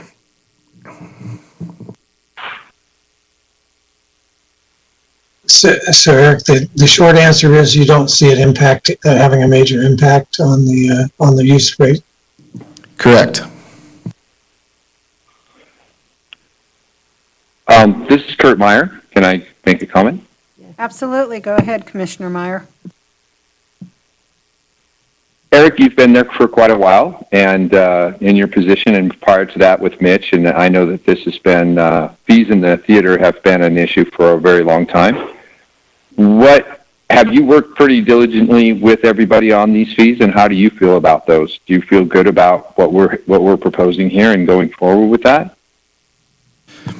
So we have been working with the groups, and I do feel very comfortable with what we're doing. It will help kind of tighten up a few things as well, so we're not having as high, or have savings in the staffing cost with some more organized rehearsals. So with all your institutional knowledge, as long as you've been there, you feel comfortable about what you've proposed and moving forward? I do.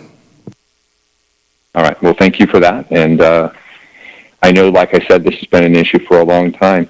Do you find how much is the school district using the theater, and does that pose a lot of scheduling problems for people that want to come and use our theater and aren't able to because of the school district using it through the joint usage agreement?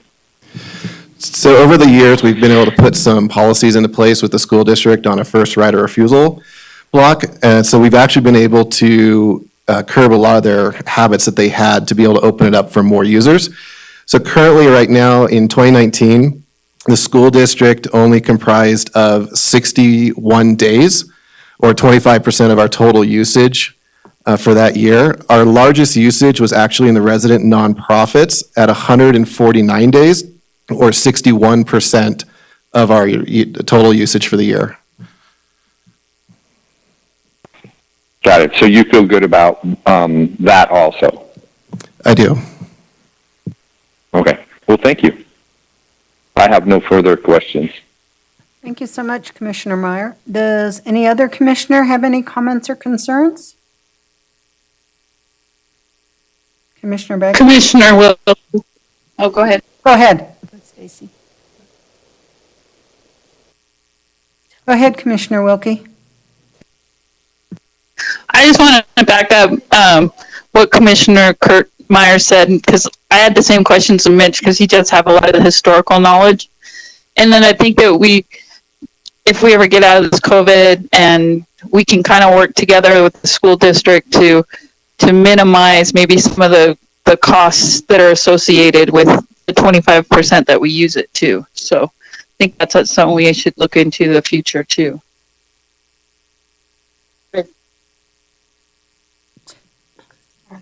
Thank you so much for those comments. We appreciate them. Okay. Commissioner Bagwell?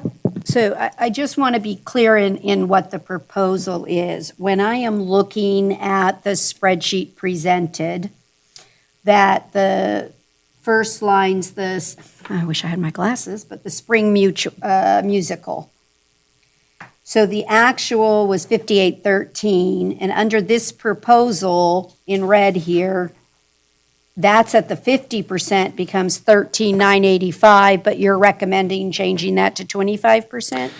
I just need to track. Right, so this sheet here doesn't have any discount attached to it. So, then, yeah, correct. The number, that 13,000, it would be if they were paying the full rate. So I only charge 75% of that. I Right, so was gonna give if them they had a 25% discount, the number would be 10,488. Right, okay. And then, so then where you have the red in the header up above there, you're going to change that to 25% is what you're saying instead of 50? Unless I'm just reading it without little tiny. So that 50% discount is what is currently being applied. Right, That's and why we're that's, going to that's change why that's this to there. 25 Yeah. in the recommendation is what you're saying. That is what we are recommending. I just need to be clear what I'm doing. So it's going to go to 10,000. So one of the questions, and overall it looks, thank you for the glasses. It's amazing how I can see now. If I were to look and just say that was 35 days that the spring musical, and how many seats are available now? 588. And it was actually 25 days. Oh, The 25? the fall musical was 35. Oh, so I'm sorry, it says 35. Yeah. But it It's a doesn't it's a matter. typo. The objective for me was to try and, I know it's going to sound crazy, but 35 times 588 chairs, so there could be 20,580 chair fills, right? And so it's, what I'm trying to be able to articulate to people is that's less than $1 a seat for the participant to help recover the fee. If I can be, I just want to feel comfortable as a commission what we're recommending. So even if they don't, I don't know what capacity they fill the theater, whether they generally only sell 400 seats per, but even if I were to be so bold as to say, okay, it's $3 a seat towards the recovery, I don't think we're asking for a huge portion of their ticket. That's what I'm interested in. What is the average price that they're charging for an entrance fee? So it varies from group to group. For example, on the musical, they do 25 and 28, depending on where you sit. And just kind of give you, we do have on the bottom of our reports that we fill out for the shows, it's not in your packet. Oh, We do a breakdown of how much it would have cost per seat that they actually filled. So for this show, specifically, they brought in 3,455 people, which broke out to $1.72 a seat. See, now you're getting where I'm trying to go to. So I'm feeling more, and I don't know about the rest of you, but I'm feeling more comfortable that I'm not stretching the limits. And that's what's important to me is saying, okay, you might have to take your ticket from $25 or $28 to $28 and $30, but we've got to have recovery and the ability for us to have future investment in the community center, because I know that the groups would like us to work on the orchestra pit. And right, unless my memory's, I don't think it's wrong, I think I'm remembering well, but, and that's really where our 10% fee and things that we're looking at to say we're gonna put into the asset management reserve account that'll say parks or parks and recreational space, whatever. But you'll have a line so that the users understand they're contributing to the well-being of the facility, not just the operational costs, but the facility itself to be here for the future use. And so I want to feel comfortable, and thank you for that stat. It really helps me understand that at worst case, I'm impacting a ticket an extra $1 because they're already paying, last time you said $1.72. So maybe $1 or $2 more. I think that would be an important aspect to potentially add when we bring this to the Board of Supervisors. So that great question that Kurt had, but I think the ticket price is a much more helpful number. You know, here's the impact to the people that are going to come and watch the shows. And then what do you all think on the free events? I really believe before we give something away for no charge, do you think we should add a line in here about, like you said, they either can not charge for a ticket or they have to bring a canned good, you know, it has to have a nexus before the fees could be waived. I think a little more meat into that because I really don't want the Director of Parks and Rec getting undue pressure. And this way she can just point to the policy and say, well, I need this on the form or I can't approve it. So I just wonder if you'd feel more comfortable with a little more meat in there.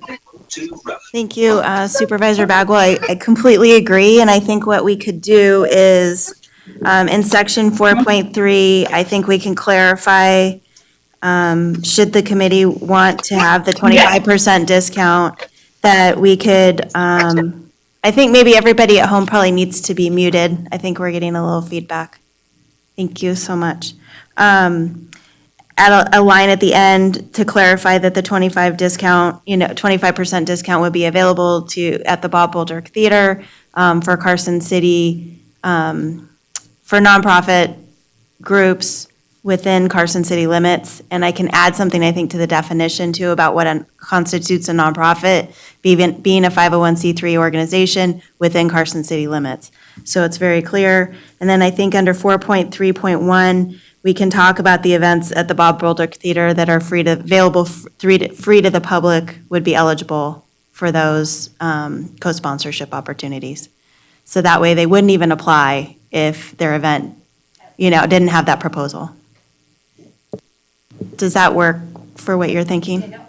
It helps me. Do you guys like that there's only fee? Yeah, they like that too. Or I saw Leah's, how about Dave and them? Does everybody like that? Yeah, you got to have free tickets. Otherwise, don't ask Jen for a fee waiver. Unless it's a fundraiser for our department, of course.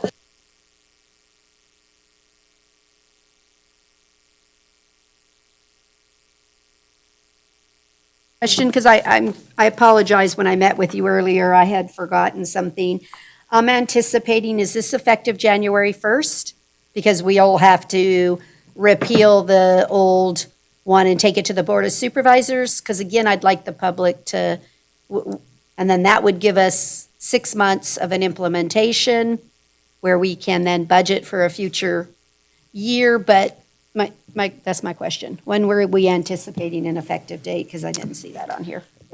Yes, so assuming that this moves forward today, and then we can go to the Board of Supervisors in September, then we feel that January 1 would be a good time because that gives us 3-4 months lead time. The only exception would be our youth program. Because we're in the middle of the school year, we don't want to change our fees halfway through the year. So pretty much everything that's in this packet would be effective January 1, other than the youth program I propose to do transition at the start of summer when we switch from school year to camp in June. Like June 15, whatever, June Yeah. 15-ish or whatever. Okay. Thinking of that, that's important. Question? Go ahead, Commissioner Whitefield. Thank you. I guess I'm wondering a little bit, I understand the timing has to be, we need time to implement and everything. With the uncertainty around what's happening with the pandemic and people's lives and the economic impact on families and so forth. I'm wondering if we might consider some kind of flexibility or something that we could think about, and if it was necessary to delay that. Just throwing that out there. Well, it's a good question. It's a valid question. Is there another comment? This is Kurt Meyer, Go ahead, Kurt. and I agree. I agree with that comment 100%. I mean, we just don't know what this year is going to bring us, and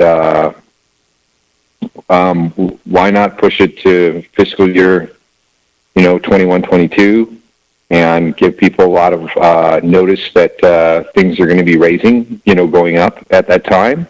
Possibly the summer programs or whatever. I know that's a big kickoff. We can start at the beginning of summer as a lead into that the fiscal year and so forth. But I agree with Dave's comments completely. Thank you for letting us know those are valid concerns. And I believe Commissioner Cartwright wants to weigh in.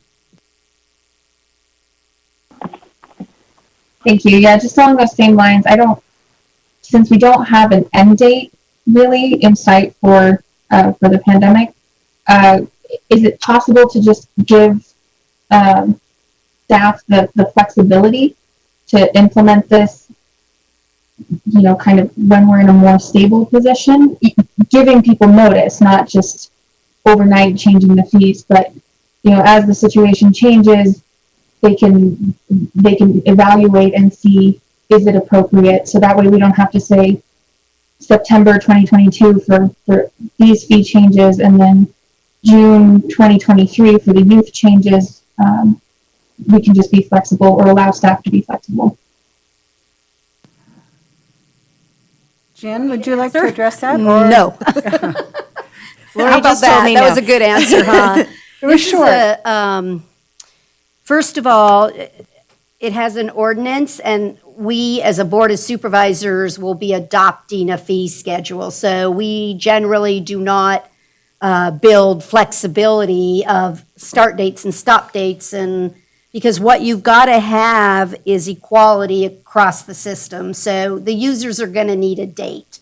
And so what you're going to see is we're going to repeal the old resolution and implement this one. I don't have an issue if you want to say, because of let's just say we said you want to make it June 1st for everything so that you did the youth programs and this entire thing effective June 1. I don't have a problem with that instead of having this one implement this date. And I do agree with all of you, it should be a consistency. So I don't have a problem with the June 1, but it's not gonna, I'm not gonna recommend at the board level that we just let staff determine when a fee is gonna change. I don't see that as a viable option. But I am okay if you all think it's better just to say, let's do it June 1st with the new youth season, unless staff sees something different there. I mean, I think if we had a June 1st or June-ish, whatever, start date, I think that would be fine. It'd give us plenty of time to be able to let our users know about the new fee schedule and really roll that out. Let people know, so if they do need to budget for it, and I get that, a lot of people are having hard times. I'm very lucky to have a job and not everybody's in, that same situation. So we want to be as considerate as possible to our users, but recognizing that, our fees haven't gone up since 2009, and we haven't even followed a modest inflation rate. So we're not only well below the market, we're not meeting our cost recovery goals, and we do not want to make money off of these facilities. We get that it's a service, but we do have a responsibility to try to think like a business a little bit and operate like a nonprofit and have kind of that combination approach. So I think staff would be fine with a summer start date for that, if we think that would help, bridge that gap with what people are going through right now. And I think as another comment too, the policy is meant to be reviewed.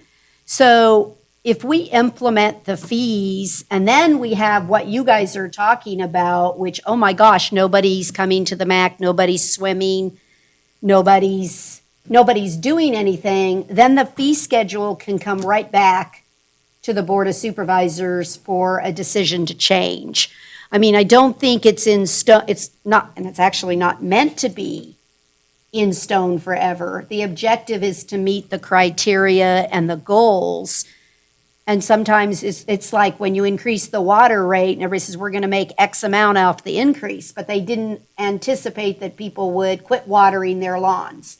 So the volume went down and you didn't get the revenue.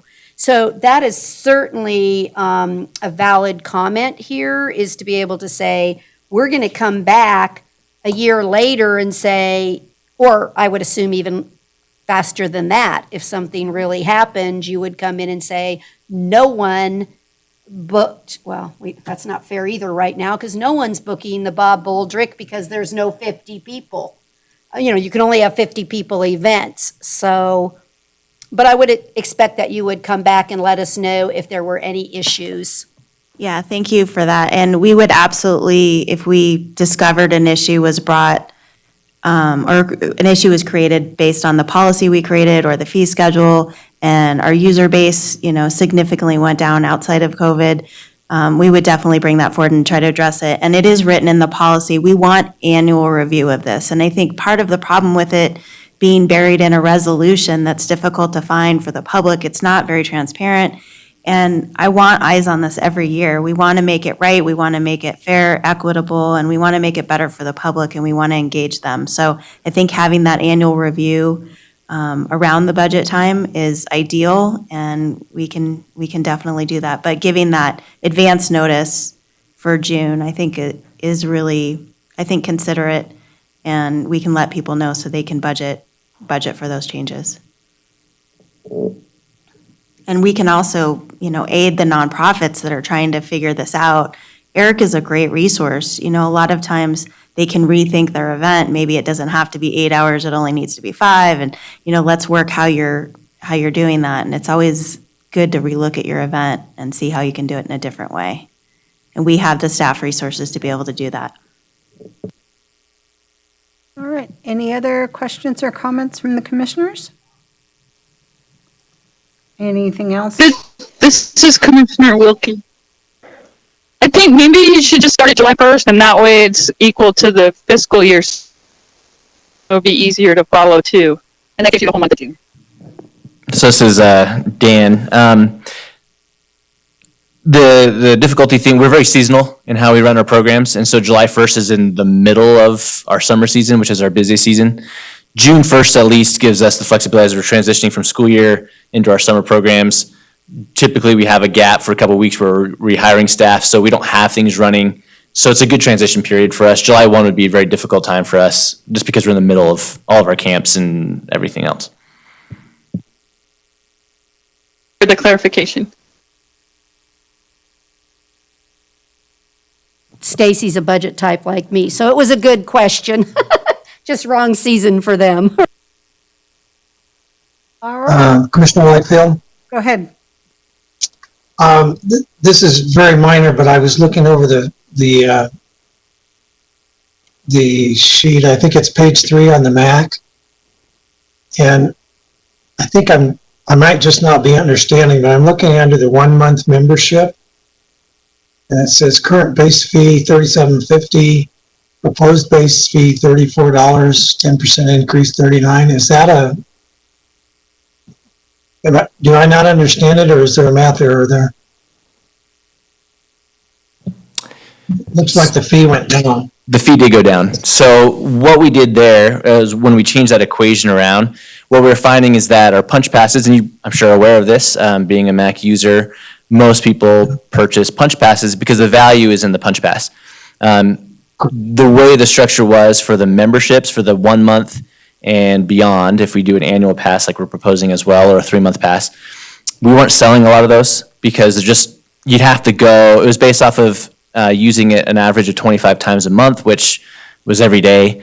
And so you just want to get your value there. And so because we're trying to create resident perks for the residents who help pay for those facilities, we wanted to make those monthly passes more reasonable for residents because they're only available for residents of Carson City. If you're a non-resident, you can't purchase a month pass or a 3-month pass. And so that's what we're hoping that will create more value and more people will be interested in purchasing those month pass or annual pass. Okay, thank you. Thank you. All right, are we ready to vote on this matter? If so, I'll entertain a motion.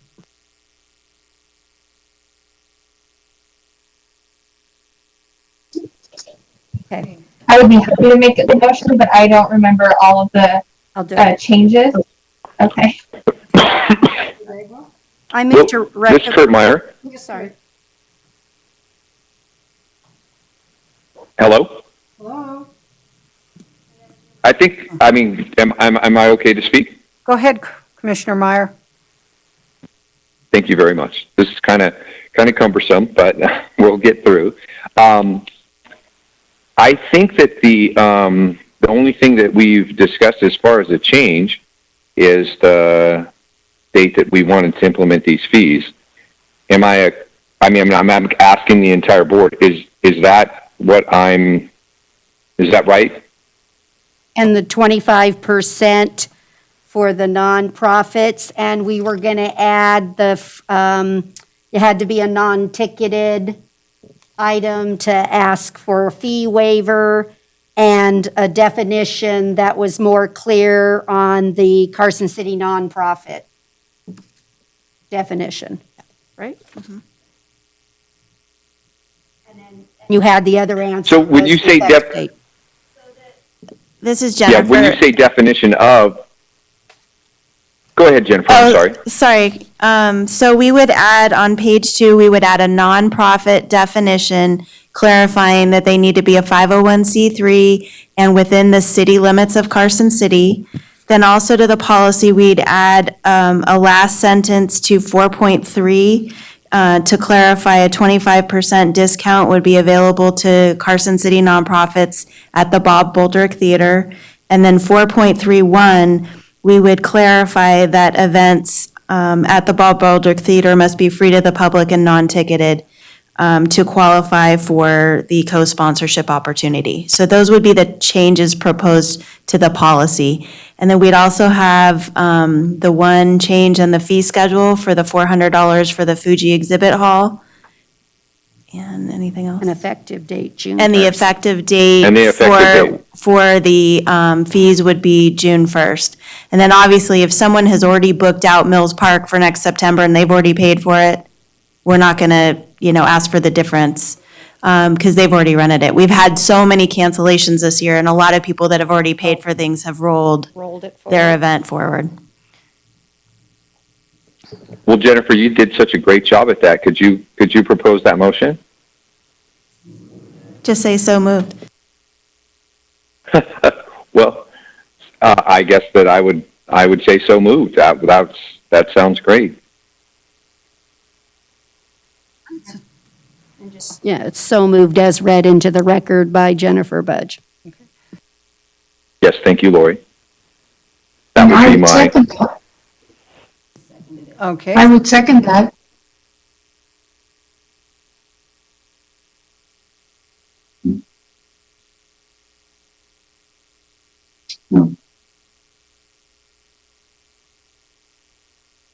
If there's no, Can I go ahead. on the motion? Sorry to complicate things. When we say non-ticketed, are we meaning you don't pay for a ticket, but the organization could still give out a set number of tickets to make sure that we're not over capacity? Okay, just wanted to make sure that was clear. Thank you. Yes. Free to the public, yes. All right, so we have a motion and a second. I'll entertain a vote. Oh, and I did. Thank you for reminding me. Okay, all those in favor? Aye. Aye. Aye. Aye. Aye. All right. Aye. Aye. All right, sounds like everybody voted and it's unanimous. The motion passes. Thanks, everybody, for that discussion, and it wasn't as bad as you thought it was going to be, Jen. All right, let's move on to item number 8. It's Jen again with the director's report. I know you're going to be so sick of me. Thank you so much for the help on the fee schedule. We've been working on that for 2 years, so we really appreciate your support with that. So for the director's report, I wanted to give an update on the rifle range. The construction is complete, and the facility, if you haven't been down there, is just really amazing. We wanted to have a grand reopening event, but obviously with COVID, that's a challenge. But the city's now operating it. You know, previously we had a private nonprofit group since the 1980s operating it on behalf of the city, and now the city's fully operating that facility, and it's going really well. We've had some hiccups, but we've worked through it, and we just appreciate everyone's patience with that. The fees that you all recommended to the Board of Supervisors were approved by the board in May, and we started charging at the facility July 1st. And then the revenue that we've received so far, just from July 1st through August 17th, we've received almost $18,000. So it's been really tremendous, and we're happy to report that. We've already sold 206 annual passes to the facility, and we're averaging about 180 people per day, and we've seen even up to 300 per day, and that's even with social distancing limitations in place. So if you go on the shoot on the long range, it's only every other shooting station that's actually available. So it's really great to see that attendance at that facility, and even though Douglas County has already reopened their facility, it was closed for a bit, we're still seeing high attendance numbers. So that's really tremendous. As you know, COVID-19 has really impacted not only the nation, but locally in this community. We have reopened most of our facilities with restrictions, but it also has brought a hiring freeze citywide. The Board of Supervisors did just revisit that at their last meeting, and they gave us the authorization to fill our senior natural resource specialist position that was held by Lindsay Boyer. She was promoted to open space manager when Ann Bollinger left. So we're happy to report that. And then we were able to fill our 2 vacant full-time park maintenance worker positions. So we're interviewing for that this week as well. And we're desperate for park maintenance workers. So really excited about that. We are also authorized now to have seasonal staff support for our before and after school program, which is wonderful. And, it really is helpful that we're able to hire those seasonals right now. Right now, we have, the Department of Corrections is not allowing us to have inmates still. So that equates to a loss of 20 full-time equivalent staff for our park maintenance. It's a significant loss to our department. Right now, we have, as you know, staff mentioned earlier during the ranger presentation, we have a couple of our managers out mowing lawns. Dan and I were out digging thistle up at Blackwell Pond last week. I mean, we're all trying to pitch in where we can, and it's sort of all hands on deck. So we're really excited to be able to recruit and fill those positions that have been vacant for some time. We are going to be offering a full-day program, so working parents with virtual learning and having challenges with that daycare component, we are going to be offering a full-day program at the community center, and if there's questions about that, Dan is here to answer those questions, but we are recruiting for that staff as well right now, and we're looking for someone to, I think, still run that program. We haven't filled that position, and we utilize CARES Act funding, which is wonderful. So we were able to purchase some Chromebooks, and we'll be able to provide some virtual learning support with those kids. And so it's not all on those parents, and we can kind of help contribute that. We can have up to 46 kids a day on those different, tracks that they're on, whether on Monday to, I think, Tuesday, Thursday, or Wednesday, Friday? Yeah, so on those tracks. So we'll be able to provide that support. That program will be here at the community center and the gym. And then that'll be in addition to our traditional after-school program that we provide. And then in your packet, you will see some information about the Schultz Ranch Landscape Maintenance District. It was a notice that went out. We discovered some errors on the maps that the developer provided us. They're giving us updated maps. They've been really wonderful. So we'll have to renotice that, and it will go to the September 3rd Board of Supervisors meeting. But to just give you an overview of what that big packet is there's a proposal to add 29 homes into the landscape maintenance district. So it'd be more people paying into that, that maintenance district and assessment. So it would lower the rate a tiny bit for all the homeowners in there for adding very minimal, storm drain improvements into that district. So that's what that packet is about. And I'm happy to answer any questions about that. I've had a lot of questions from the public, just trying to get them to wrap their head around the packet that we provided. I think we probably gave them too much information, but we have to comply with the municipal code, which means we have to give them quite a bit of information to make sure we're complying. So that will still move forward. It'll just be at the September 3rd meeting. So we'll be renoticing that with the new maps provided by the developer. And it's at the southwest corner below the park, where those 29 homes were going to be going in. And that was a condition of their approval by the Board of Supervisors that before they can record their final map, they have to come back to the board and be part of that landscape maintenance district before they can record that. So it does get more people paying into the park maintenance, which is great. It doesn't impact the city's contribution, and it doesn't impact anything negatively on the fiscal side of things for the city. The lands bill, I wish I had an update for you. Unfortunately, the whole world's on hold with COVID, so there just hasn't been a lot of progress on the lands bill.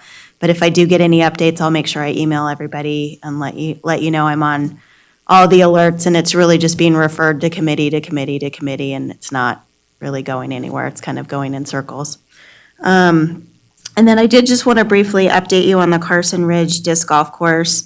When the Board of Supervisors authorized construction of that course, the mayor said specifically to the group of volunteers that we're really so passionate and we appreciate all their efforts. The Eagle Valley Disc Golf Association, if we're going to build it, you guys are going to have to help us maintain it. And they said that publicly. Unfortunately, they're not an official group. They're not a 501c3 nonprofit. They don't really have the ability to have a written agreement with the city. We tried to go through the Parks Foundation. They just weren't really not comfortable. They're a very small organization to be able to enter into a user agreement. So we won't be entering into a maintenance agreement at all.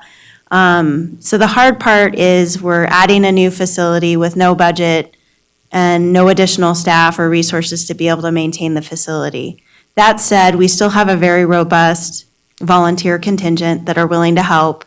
They're sort of trying to reorganize and get their kind of ducks in a row, I guess, if you will. And we're going to have them work with our volunteer coordinator and try to come up with a schedule and some, authorized activities out there. We'll continue to work with that group, but we won't be entering into a formal agreement, unfortunately. So we're committed to making sure that that facility remains open and safe and clean. And we can still provide that for the public, but I just wanted you to be aware of sort of that change that wasn't anticipated, but we're going to roll with it and just keep going. So any volunteers that want to come help us, just keep that place organized. We do have some fees in the fee schedule, so we could have, tournaments down the road and some more organized play there as well. So I think there will be a lot of opportunities down the future. That's all I had for my director's report, if there's any questions. Thank you so much, Jen, for the comprehensive report. Commissioner Cartwright. Thank you. You're probably tired of hearing from me too. Thanks, Jen. Can you just let me know where the job announcement is for the youth program, and then where families can sign up? Can you answer that? Please. So that position is being hired through Marathon Staffing. So they have to go through marathonstaffing.com to apply. I looked this morning, I think they had closed it, so we need to reach out to them and have them reopen that position because we have not filled it yet. And then to register for the program would be the same as our registration for the youth program. Just go to www.carson.org/CCPR, and you can find your options for the full day. Right now we did a waiting list for people to kind of not pre-register because we didn't know what the schedule is going to be. We're trying to get those people off the waiting list first, and then if there's still openings available, then we'll anyone else who continues to register will be able to get in. Thank you. If you don't mind, just send that job opening when you get it reopened. No, I'll put it on Twitter too. I'll help out. Thank you so much. Any other questions or comments from the commissioners?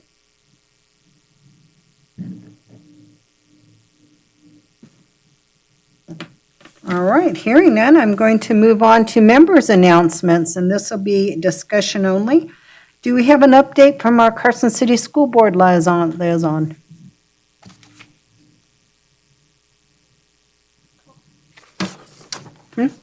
This is Commissioner Wilkie. Yes.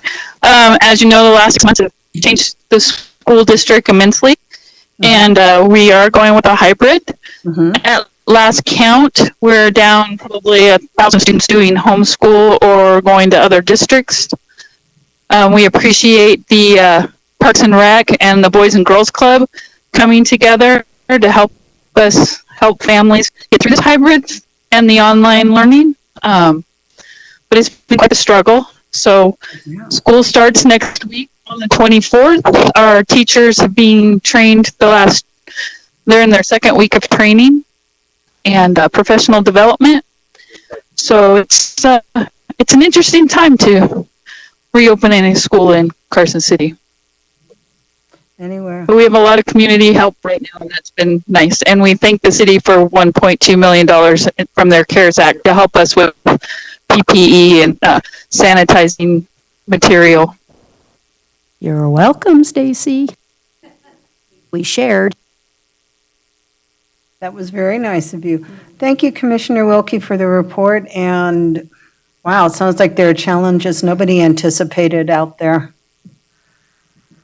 Okay, moving on, let's hear from the Foundation for Carson City Parks and Recreation. Is that you, Lori? So I just wanted to announce that the awards this year, it's pretty hard again to have a formal event or anything, but I still want to give a shout out to those that have been so good to Parks, Recreation, and Open Space. So Volunteers of the Year is Sandy Osheroff. We felt that was appropriate. Organization of the Year is Friends of the Silver Saddle Ranch.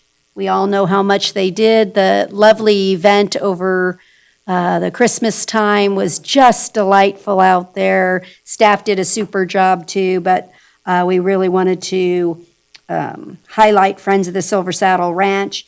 And then for Business of the Year, we wanted to thank Cinderlight for all of their great assistance on the disc golf course. So those are our awardees for this year, and just wanted to put that out there. And then just as something for the general public or others to recognize, right now we have about $84,000 in funding support for our Parks and Recreation activities. So we're doing the tennis, the lobby refresh with the community center, disc golf, Lone Mountain, cemetery projects, Parks for Paws, the sports complex at Pete Livermore, and the beloved pickleball. So if there's anyone out there that would like to contribute towards any of those activities in the community, yes, right now, I'm helping out in this capacity, but if you have something that you love or adore and want to contribute towards that, be sure and put it in your for line, which place you want me to credit it to, and I will be happy to do that. If you think there's some other Parks and Recreation open space activity that we should be looking at to support, please let us know that too.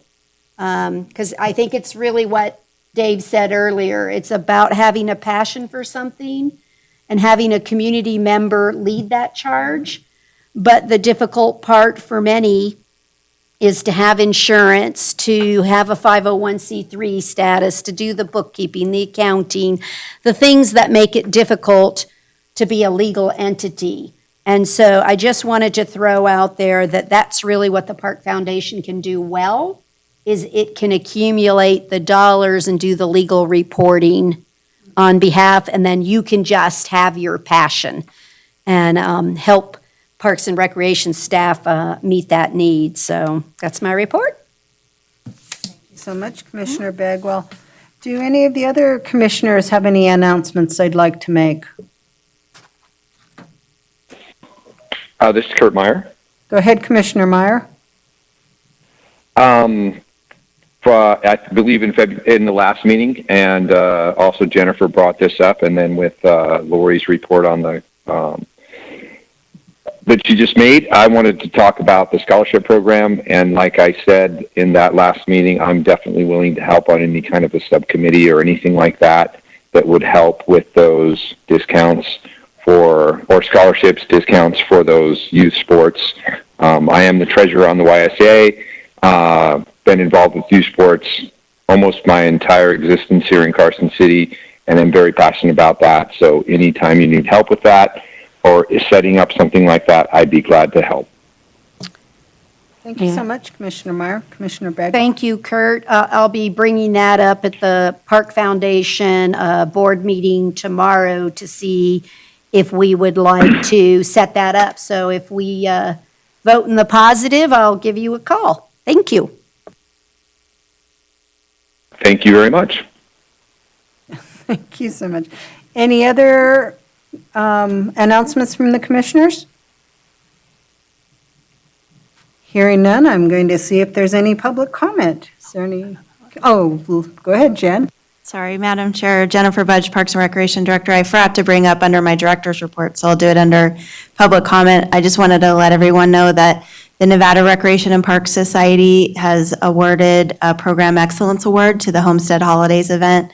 And I just wanted to acknowledge that we didn't have a conference this year, but they have all that virtually, and we did share it on our Facebook page. So it's great news. So it's a statewide award. It's a really big deal in Nevada. So I just wanted to acknowledge the event and thank Dan and the recreation staff for leading that effort. It's a really creative event. Unfortunately, we won't be able to have it this year, but hopefully, again, in 2021, we'll be back.